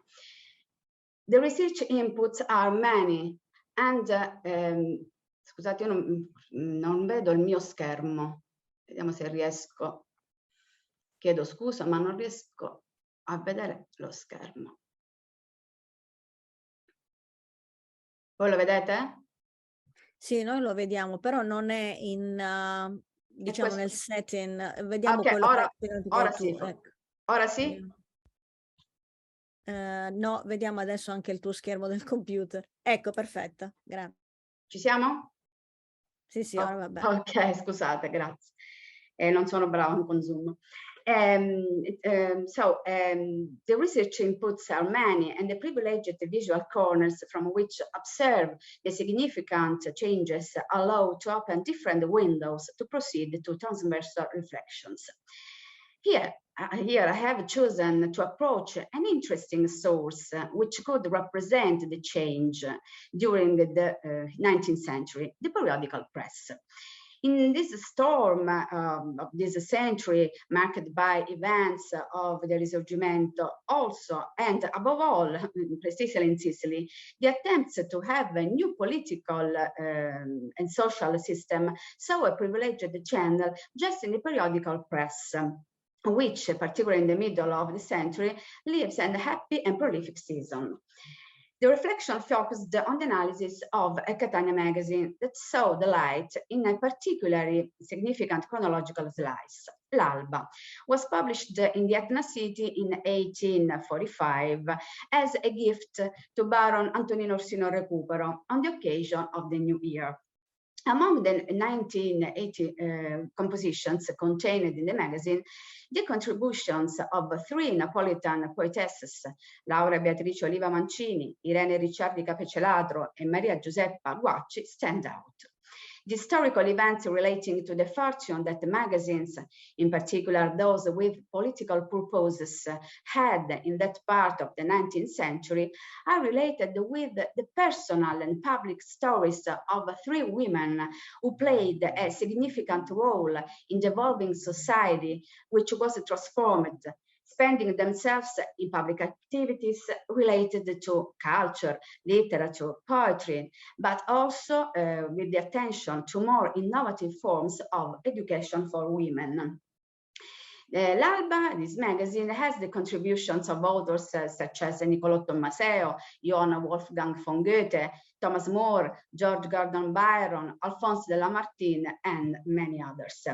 And deals with different themes: women, education, patriotism, love, marriage, art, poverty, Italian language, and so on. So the 3 female authors who present their poems in verse are 3 Napolitan poets and writers. Laura Beatrice Fortunato Oliva Mancini was born in Naples, January 1821. Her father was Domenico Simeone Oliva, a professor of literature and philosophy, and her mother Rosa Giuliani, both of ancient and very honest lineage. Her father was an appreciated poet. So Laura was educated in literature and classics. She lived the first year of her life in France, where the family had escaped for the political past of her father during the riots of 1820-21. The biographer Salvini writes that Laura Beatrice was born for art and letters, and the arts she loved as a divinity. Deeply influenced by religion, the young Laura particularly appreciated music, and she drew great inspiration from reading the works of Dante, Petrarca, and Alfieri. Love for homeland greatly influenced her production, especially in those years that were so significant for the destiny of Italy. Soon, in fact, she began to write numerous patriotic songs, which brought her to the attention of literary critics of the time, and allowed her to come into contact with Pasquale Stanislao Mancini, founder in Naples of a magazine, Solitary Hours, and soon her husband. At the end of the year 1846, the couple embarked on a tour of the many Italian cities, coming into contact with important personalities such as Carlo Poerio, Guglielmo Pepe, Giuseppe Garibaldi, Terenzio Mamiani. 1848 was near, and inevitably the well-known insurrectional events deeply affected Laura, inspiring much of her production. In fact, she was called the Muse of the Italian Risorgimento. After the riots, Laura moved to Piemonte, following her husband, involved in anti-Bourbon events, where she was able to actively participate in the foundation of a school destined to train future teachers, moving in the direction of a specific desire to improve popular education. Her adherence to the insurrectional experiences, not only in Italy, which marked her epoch, led her to push 2 of her sons to enlist in the name of the ideals of their country. She died in 1865. In the house where she was born, there is the following plaque: Poetess of the Misfortune and Freedom of Italy. In the magazine L'Alba, Laura published a sonnet dedicated to the beauties of heaven and earth. And she explained how only through her poetry she is able to express her state of mind. Irene Ricciardi Capecelatro was born in Naples on November 14, 1802, to Francesco Ricciardi and Luisa Granito. Detailed information on the family can be obtained from the consultation of a rich collection of her brother, Giuseppe, kept in Naples, National Library in Naples, containing private correspondence, official letters, manuscripts, and so on. Many of the news about Irene have been handed down to us just by her brother, to whom she was very close, also for sharing the same political ideas derived from their mother. In fact, Luisa, the mother of Irene, was a convicted supporter of the education of young girls. For the education and training of her daughter, she chose excellent professors who followed her in various disciplines: math, chemistry, botany, French, music, drawing, as well as poetry and dance. Irene soon began to publish Napolitan magazine, Il Lucifero, contributing to the promotion of work of her brother Giuseppe, a Mazzinian, anti-Bourbon and convinced Republic, especially within anti-Bourbon intellectual clubs. Irene herself did not hide her nature, strongly marked by a decisive patriotism, and also revealed by many of her poems in verse, declaimed in public in the club of women, Sebetic poetesses. This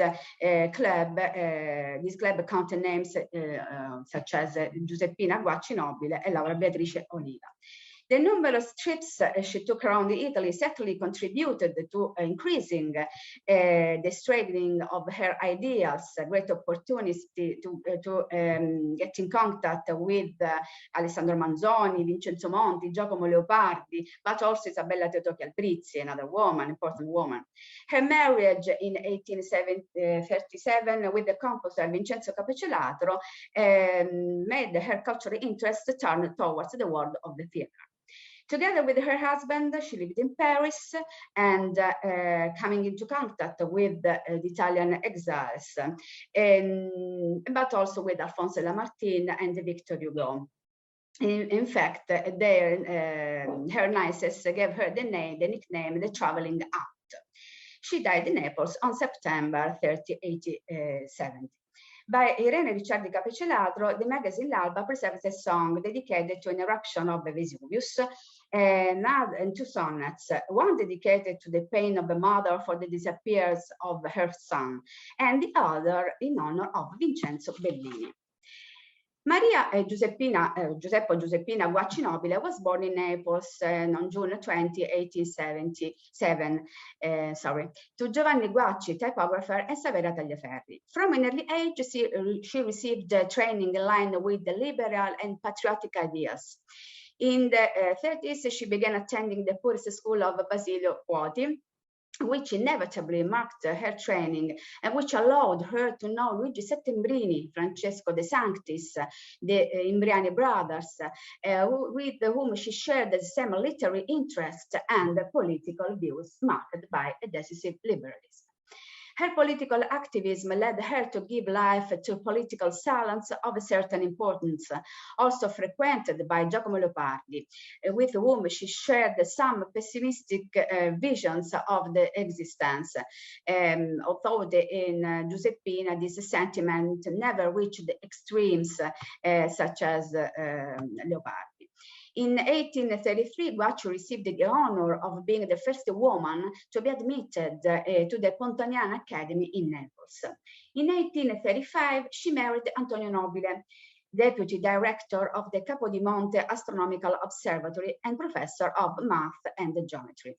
She published the works related to many aspects of the civic life and a lot of works about patriotism and political arguments, but she also devoted herself to writing works dedicated to the world of childhood, Alfabeto, a manual on the education of children, the first readings and the second readings for children aged 9 to 12.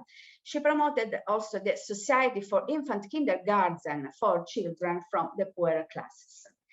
As already mentioned, Guacci was a great friend of Irene Ricciardi Capecciolatro, and the busy correspondence between the two testifies the many interests that both cultivated and the convergence of views about many arguments such as the family universe or more intimate stories or private affairs. Giuseppa, for example, writes to her friend with tones of consternation in reference to the condition of women in Italy, a country that, she wrote, denies the holiest offices, the most just pleasures, the most vivid desires, and is the tomb of women, a real moral plug. Guacci died prematurely on November 25, 1848, a year full of social and political events. The poetess has dedicated a sonnet with the significant title, The Hope to Love. Finally, the public and private events of the three Neapolitan poetesses reveal social, political, and cultural climate that characterized the year in which they lived.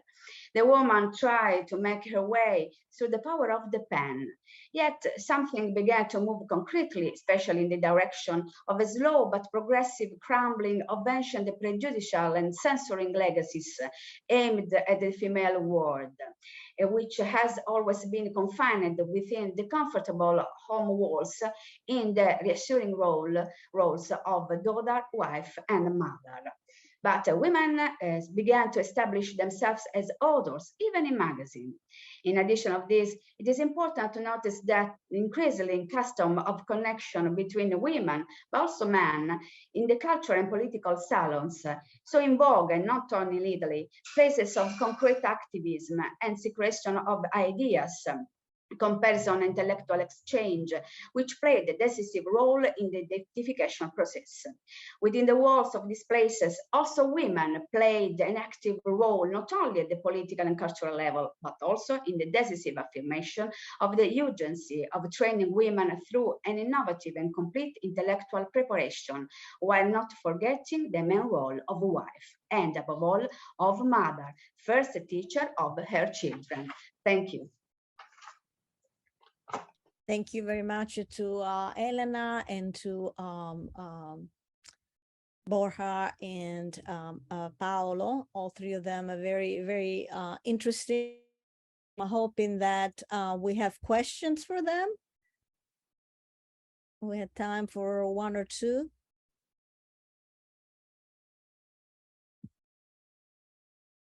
Yes. Me? Yeah. Go ahead, Paul. Go ahead. Okay. Thank you. Thank you for all the great presentations. It was really nice to listen to them and to see what wonderful work is being done on this subject. My question goes to Borja, because I was very interested in your use of Occidental and Oriental Christianity. And my question considers the distinction or the separation of the two. Is it merely a geographical one, or is it because the Oriental Church are Maronites, or how are you referring to the language of the time, or what led you to the decision to separate the two into two different spheres? Well, thank you very much for your question. You've actually raised a very poignant topic, which is often asked whenever you talk about one talks about Oriental, Occidental, insofar as they are polemic categories and so on. However, in choosing this language, I simply follow the use of the churches themselves.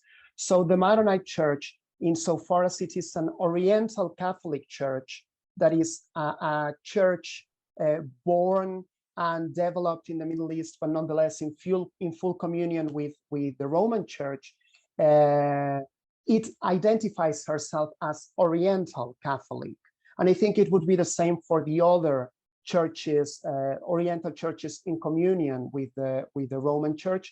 They all identify as Oriental churches. And in fact, the use of the term Oriental becomes a badge of honor for these communities. It is not used in a sense, in any kind of sense that it would give to them a kind of lower status. On the contrary, they are very much always claiming the fact that they were Christian before Christianity ever came to Europe. So the use of Oriental in this context simply follows the use of the own Maronite Church and the other Oriental churches. Thank you both. Any other question?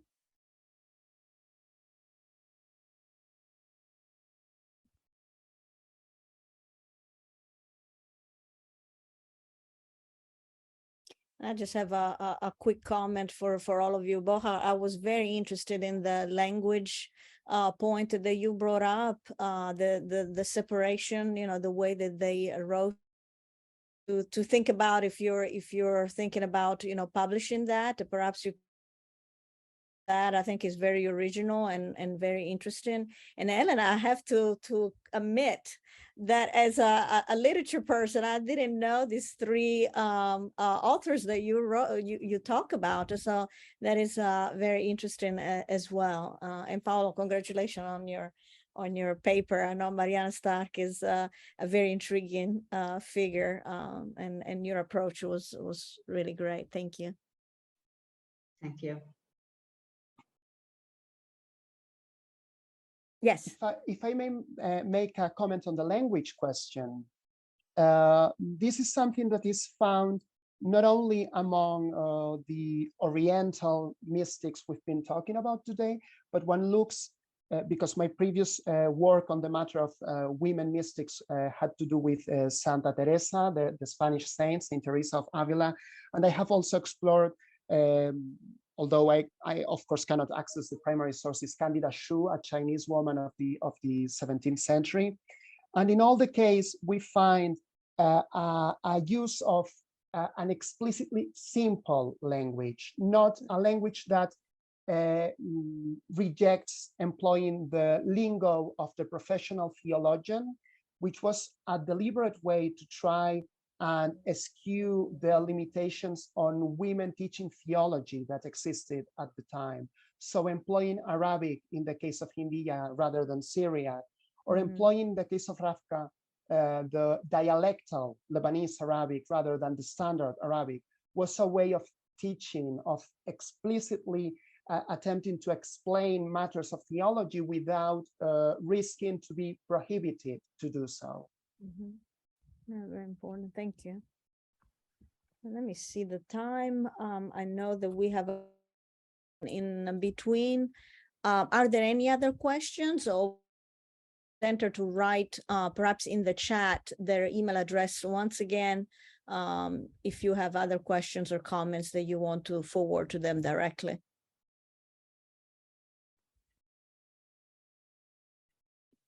Go ahead, Paul. All right, I would just have another question for Paolo. Maybe you have already been talking about this, but maybe it slept my consciousness. Are there any Italian reviews of the book that Mariana Stark wrote? Because we all read on these travelogues and on these reports of travels to Italy, but I always wondered how are they perceived in Italy itself? I mean, are they satisfied by how they are portrayed or not? Well, if I understood the questions well, we had several editions of Mariana Stark guidebook, but until 1838, she died in 1838. But there's no translation in Italian language. So in Italy is unknown as a travelogue. And indeed, between British travelers, it's very, very known. So, well, the opinion of the Italian people doesn't exist because there's no translation. And well, I think that making a critical edition in Italian language will be a very, very important work to make now. So I don't know if I understood the question. Okay, okay.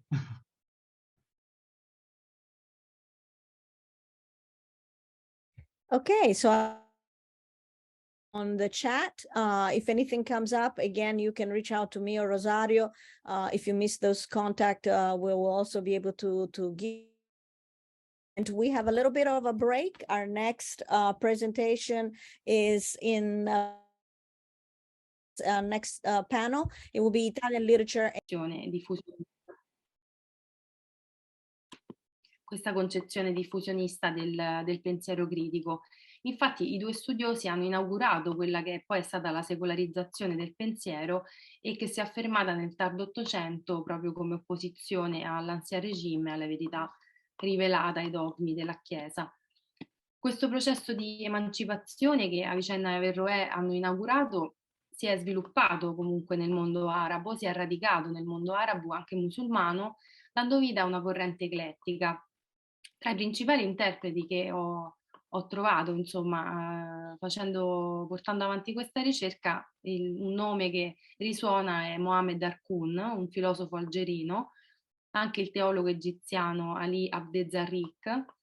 Arkoun effettua proprio una critica a partire dallo studio del Corano, che a questo punto diviene fonte di un umanesimo islamico, e anche Abdezarriq dimostra la natura spirituale e non politica del Corano, il quale quindi non può in nessun modo essere fonte di potere per un califfato o per la costituzione di un qualsiasi Stato moderno.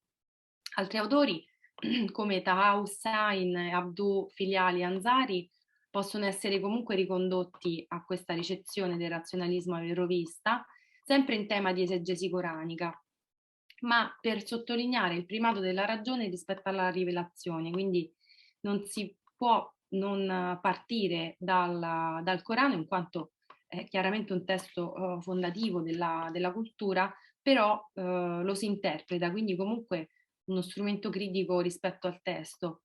E si è parlato del Settecento francese perché chiaramente qui l'idea di emancipazione, e si giunge al secondo punto della ricerca, dell'emancipazione del pensiero dalla verità rivelata, eccetera, è qui che è divenuta una prassi politica, cioè questo pensiero, questo movimento di pensiero si è affermato come diritto, e questo è senza dubbio avvenuto con la dichiarazione del 1789, ma soprattutto, e questo insomma poi sarebbe bello approfondirlo, con la Déclaration des droits de la femme et de la citoyenne di Olympe de Gouges. A questo punto però sottoponiamo a critica questa tesi, ovvero, e lo facciamo attraverso due questioni fondamentali. Una di Vincenzo Ferrone, che si chiede perché poi solo in Europa moderna sono nati i diritti dell'uomo, e l'altra una filosofa tunisina, Kadia Benassin, che si interroga proprio sul tema della laicità in questi termini. Perché l'Occidente ha progredito nel momento in cui il mondo musulmano è regredito? Quindi, in definitiva, se il pensiero critico come emancipazione e come, per dirla con Kant, uscita dell'uomo da una condizione di minorità, è comune alla storia e alla realtà mediterranea, perché poi solo in Europa tale movimento ha condotto alla nascita e al continuo sviluppo dei diritti dell'uomo. Emerge che in Europa questo è successo proprio appunto quando la laicità si è imposta a partire dalla società civile, quindi prima come spostamento del sacro dalla sfera politica a quella personale, dal pubblico al privato, e poi con la creazione di luoghi socioculturali di condivisione, di diffusione delle idee. Ora, il nesso tra l'instaurarsi di uno spazio di libera discussione e l'istituzione di un principio laico è sicuramente il presupposto fondamentale per i diritti dell'uomo, ma non può dirsi lo stesso per quanto riguarda i diritti delle donne. E qui mi collego appunto al tema, diciamo, centrale, però questa introduzione era dovuta, che è proprio quello della problematicità che ancora questo rappresenta oggi, sia in termini proprio di linguaggio, di lessico, ma anche nel riscontro poi nella prassi sociale e politica. Infatti la laicità si configura come separazione tra i diritti dell'uomo e della donna e i diritti di Dio, dove i primi coincidono proprio con l'atto dello svelare la verità come conoscenza umana, e i secondi come affermazione di una verità invece rivelata e inconoscibile. Però questa opposizione tra svelare e rivelare purtroppo si riverbera politicamente proprio intorno alla attualissima questione del velo islamico femminile. E infatti nel trattare appunto è stato inevitabile non entrare in questo dibattito che viene chiamato proprio affaire du voile, no?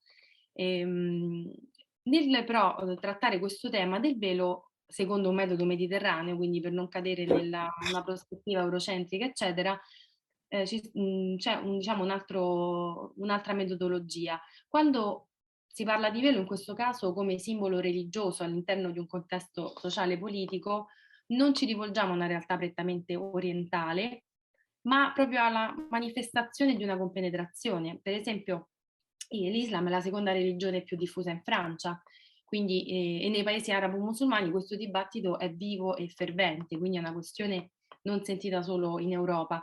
E in secondo luogo non ci riferiamo a questa questione in termini né di integrazione né di ordine pubblico, ma di identità femminile. Quindi la donna non è più l'oggetto del discorso, ma il soggetto. E il dibattito su questo appunto affaire du voile nasce in Francia nel 1989 quando il direttore di una scuola di Creil vieta l'ingresso a 3 studentesse musulmane. E questo, come sottolinea anche Balibar in un articolo, dimostra anche il fatto che la scuola è da sempre il centro del dibattito, in quanto fornisce il luogo proprio privilegiato della messa in opera delle utopie e della cittadinanza. E questo apre un altro capitolo sul legame appunto tra laicità, diritti delle donne e cittadinanza.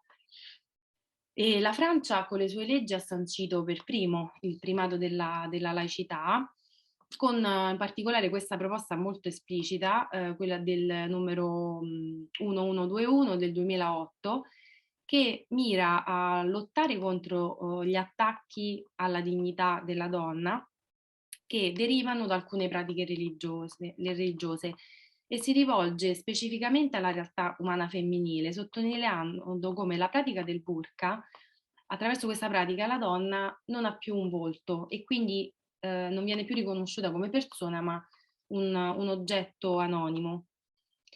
Nella relazione però tra laicità e diritti della donna il velo è anche il simbolo di una profonda contraddizione tra violazione della libertà religiosa e negazione della identità femminile. Infatti, come illustra Abdoumi nel testo Le hijab de la femme musulmane, vi sono argomenti moralmente ma anche giuridicamente a favore del velo, il cui divieto condurrebbe sia un senso di risentimento, che questo però poi conduce a vedere i limiti del liberalismo laico. Per cui ci sono diverse voci nel dibattito, io ne cito alcune, il riformista Amin e l'imam Tarek Ubru, ma soprattutto la femminista musulmana marocchina Asma Lamrabet, che contestano l'obbligo religioso di indossare il velo, ma sostengono comunque la compatibilità tra questo simbolo e la Repubblica. In questo caso ciò che insomma rimane centrale è considerare che anche nel caso in cui il velo simbolizzi il tentativo di decolonizzazione politica da movimenti nazionalisti, questa riconquista culturale passa comunque sempre attraverso il corpo delle donne. Infatti, in accordo con Khadija Benassin, non possiamo ignorare come il velo, concepito per neutralizzare gli effetti nefasti della donna sull'uomo, resta uno degli aspetti della sua esclusione dalla società, relegandola ancora una volta come proprio identità femminile al solo contesto privato e familiare. Come afferma la femminista Lamrabet, totalmente invisibile, la donna velata dietro un hijab, imposto dalla legge degli uomini e non da Dio, diventerà paradossalmente la sola immagine visibile di un Islam in decadenza, e questo in realtà insomma approfondisce 2 punti fondamentali. Uno è che la legge di Dio chiaramente loro studiando continuamente, cercando di interpretare il Corano, ci tengono a far chiarezza su ciò che è stato poi elaborato in seguito a quello che è invece l'originario messaggio. Quindi è un qualcosa che deriva da una pratica proprio dell'uomo e poi che diventa appunto l'unica immagine che noi possiamo avere di quella realtà nello specifico.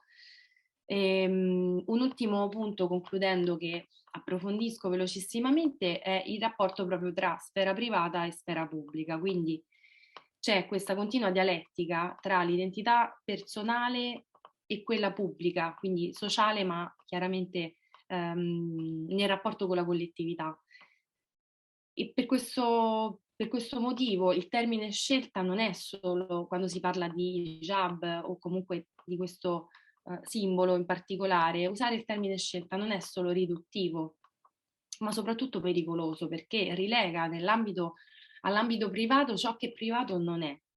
Al contrario, ci deve essere l'esigenza che la questione si imponga all'interno di un dibattito pubblico, proprio perché implica aspetti fondamentali della vita delle donne, la loro condizione di cittadine, l'abbiamo visto, a cui abbiamo accennato, ma soprattutto il diritto alla libertà e il loro stesso corpo. Io concluderei, non so se sono stata nei tempi, non ho visto la chat. Ok. Grazie, vi ringrazio per l'attenzione.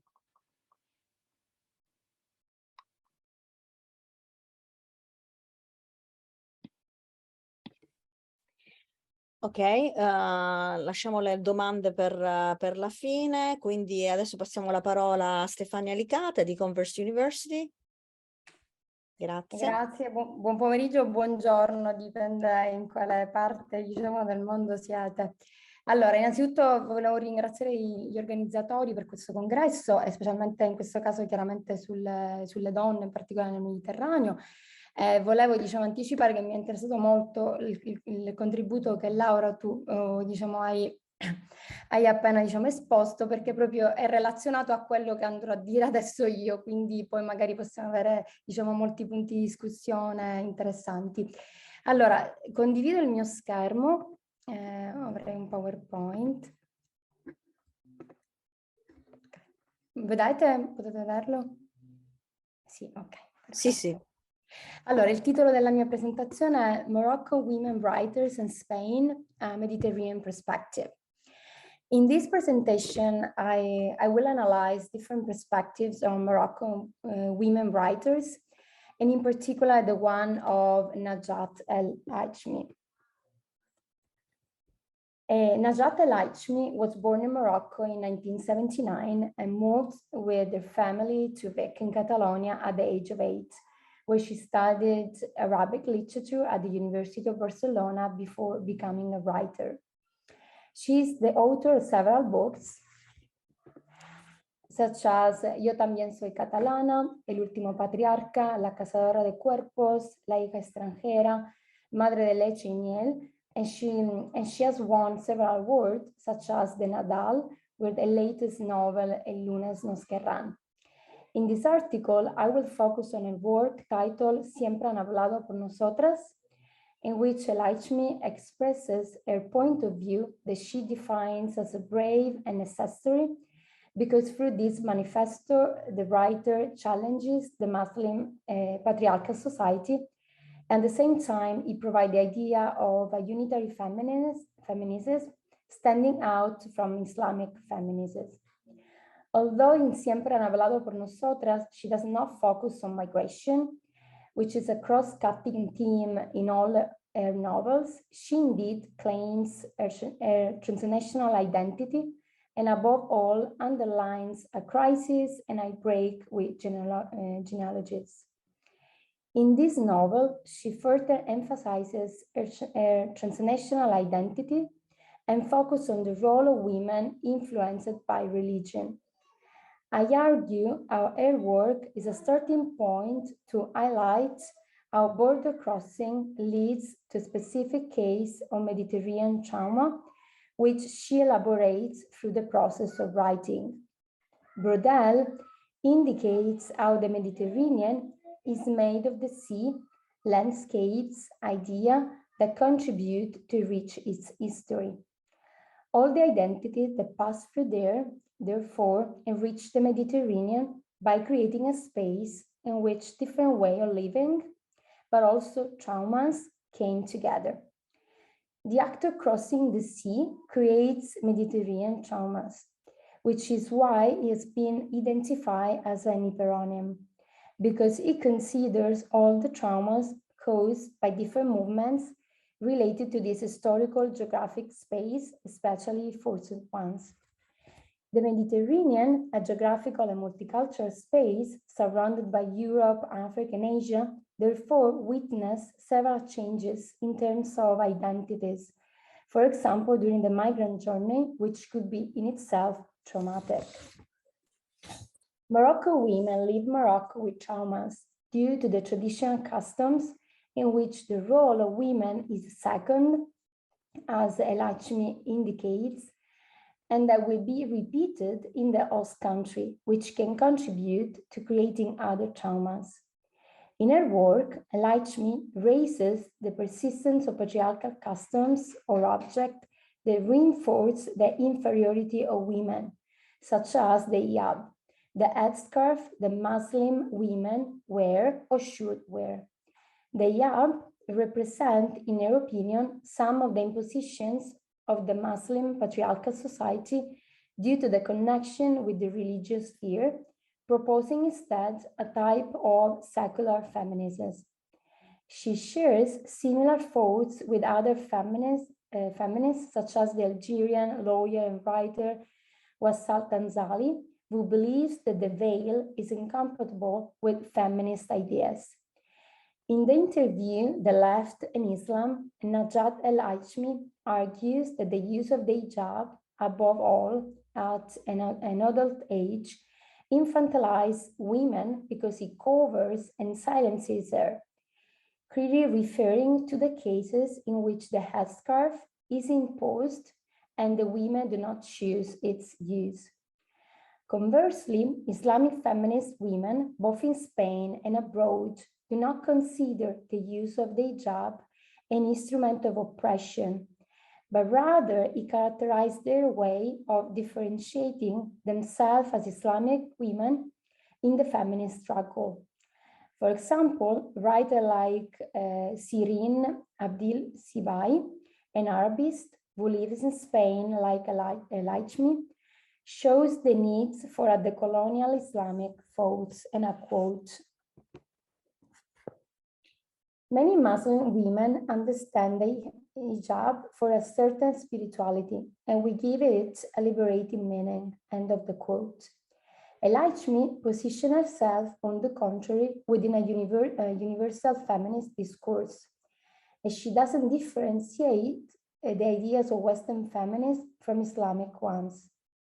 However, my goal is not to argue the debate about the different nuances of Moroccan feminism, although it's part of the topic of the book, but rather that the Mediterranean Sea, which connects Morocco with Spain, is therefore that space which also witnessed the transfer of customs, religious traditions, and objects, which contribute to impose categories and stereotypes upon arrival in Europe. The hijab, for example, or the use of any type of Islamic veil, from a Eurocentric perspective, is always associated, for example, with Moroccan women, identified as silenced and unable to argue about women's equality. The debate between feminists like ᴄɪᴜᴜ or Shirin Abdel Sibai that generates two different ideas about the hijab is certainly interesting here, but what we want to highlight is how the object itself, in this case the hijab, which has moved from one place to another in the Mediterranean, leads to a trauma for both ᴄɪᴜᴜ and Shirin Abdel Sibai. For ᴄɪᴜᴜ and secular feminists, these objects, together with patriarchal ideas, fuel psychological violence by imposing some tradition on Muslim women, which they have to respect if they don't want to be excluded from the group. Sirin Abdali Sibai and the Islamic feminists have to fight not only against the imaginary that circulates in Europe about Islamic Moroccan women, but also about the ignorance of pluralism when speaking of Islamic feminism.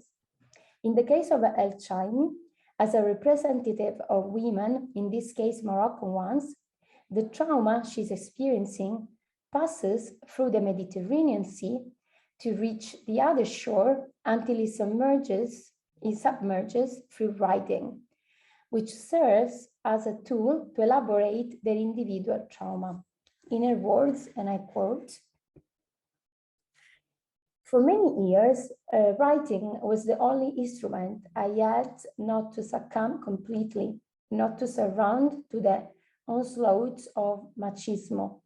I still haven't been able to get rid of the feeling that by breaking the silence, I'm breaking some rules that the father's law imposed on me," end of quote. The writer raises the persistence of a generational trauma because by being a victim, she has suffered from psychological pressure that has lasted for a long time and traces continue to persist. Although the writing process has helped her to get rid of it, the feeling remains. What is raised here is not a trauma that originated from a specific event, as in the case of traumatic events such as the Holocaust or an environmental disaster, but a suffering that has affected the author who has been silenced by a community in which women did not have freedom of speech, but also by Catalan society, which continues not accepting her as a Spanish citizen. In Siempre han hablado por nosotras, she also emphasized silence as an element that characterized her education and that of many Muslim women. Choosing a religion or a non-religion is not an option for Moroccan women, according to the author, and any form of rebellion towards the religion sphere leads to exclusion from the group. This exclusion generates the fear of acting that creates the trauma. However, the author does not use this term, but it arises from a constant redefinition of feminine identity. Jeffrey Alexander argued that, and I quote, "Traumatic feelings and perceptions then come not only from the originating events, but from the anxiety of keeping it repressed. Trauma will be resolved not only by setting things right in the world, but by setting things right in the self," end of quote. The writer therefore elaborates her difficulty in setting herself free through the writing process, and only after having analyzed her sensation, she has the courage to express it through her work. Although she has an individual point of view, she aims to demonstrate the collectivity of some, but not all, Moroccan women who live on the other side of the Mediterranean shore. The author recreates the experience of the custom of Moroccan society in Spain through the book, with the case of the veil, but also with the patio curtain during a family wedding, another custom that has been transferred during the Mediterranean crossing. Through his memory of the curtain in the middle of the patio, to which Alcuni dedicates a chapter, she shared the memory of a cousin wedding. Even if it's a girl memory that can be fragmented, and from a child perspective, the image it carries, even at the time of writing, is that of a clothes that divide the space of men from that of women. They enter the patio, but in silence and cover, while the men on the other side of the curtain have access to a group of musicians, dancers. However, the author also shows how Muslim women by nature can have fun, sing, dance, and can be attractive, even if they don't have the same kind of entertainment. The separation of spaces and degree of freedom indicates a patriarchal structure that has created some condition for women so they can respect a specific model of being in the society to which they belong. The curtain in the middle of the patio is a Moroccan tradition recreated in Spain that the author perceived as a violence imposed by the family context in which she has grown up and is a part of it. The memory is traumatic for her as a woman, because men have a freedom that women cannot access. The use of the hijab and the curtain passing through the Mediterranean and facing another culture do not merge, in the case of the fight against feminism, with the various way of living in the Mediterranean, as Brodel indicates, but rather reinforces by funding other patriarchal structures. In conclusion, the trauma that begins as an individual is transformed into a collective one. In fact, the manifesto that she writes arises from an individual and personal defense against some ideas that she didn't share with the Moroccan community transplanted in Spain, but she's a collective agent by expressing where she comes from, but also where she has lived and as a representative of Spanish women. Through the process of writing, she tried to free herself from two types of traumas, the one with the host society and with her community. She defends the freedom she has acquired, and for this reason, she fights for the emergence of new wave of Islamic feminism. We found ourselves, therefore, facing a specific feature of Mediterranean trauma, the religious one, considering that Islam is one of the three monotheistic religions of the Mediterranean, together with Christianity and Judaism.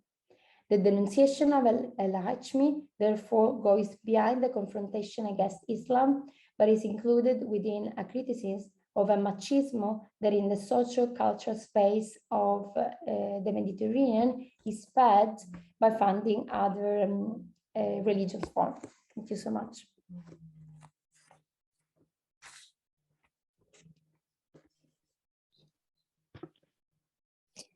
Grazie. Thank you very much, Stefania. And we'll go now with Laura Restuccia, University of Palermo, and I believe that I need to pull her presentation. And here I am. Oh, no, I'm going too fast. There we go. There we go. Okay. Mi unisco anch'io al coro di ringraziamenti alle colleghe che mi hanno preceduto, sia a Giovanna che a Rosario, per questa opportunità. Il mio intervento invece presenterà una brevissima, ovviamente non panoramica, ma insomma alcuni punti sulla letteratura francofona del Mashrek. Provare a delineare gli sviluppi della produzione letteraria nel Mashrek, partendo peraltro da una prospettiva di genere, espone ad un duplice rischio. Da una parte quello di ghettizzare la scrittura femminile all'interno di una categoria a sé stante e dunque separata dalla sua controparte maschile, e dall'altra quello di muoversi all'interno di un universo attraversato da profonde differenze linguistiche, storiche, politiche, culturali e religiose, di cui non conosciamo profondamente i confini, con il risultato di poter essere indotti a formulare approcci semplicistici e riduttivi. Il Libano e l'Egitto sono stati più che altri punti importanti di elaborazione della moderna cultura letteraria del Mashrek. La presenza della Francia in Libano inizia con le crociate, ma l'uso della lingua francese in realtà diviene importante soltanto a partire dal XVI secolo, quando François Ier firma con Solimano il Magnifico l'accordo che concede l'ingresso nel territorio a missionari e mercanti.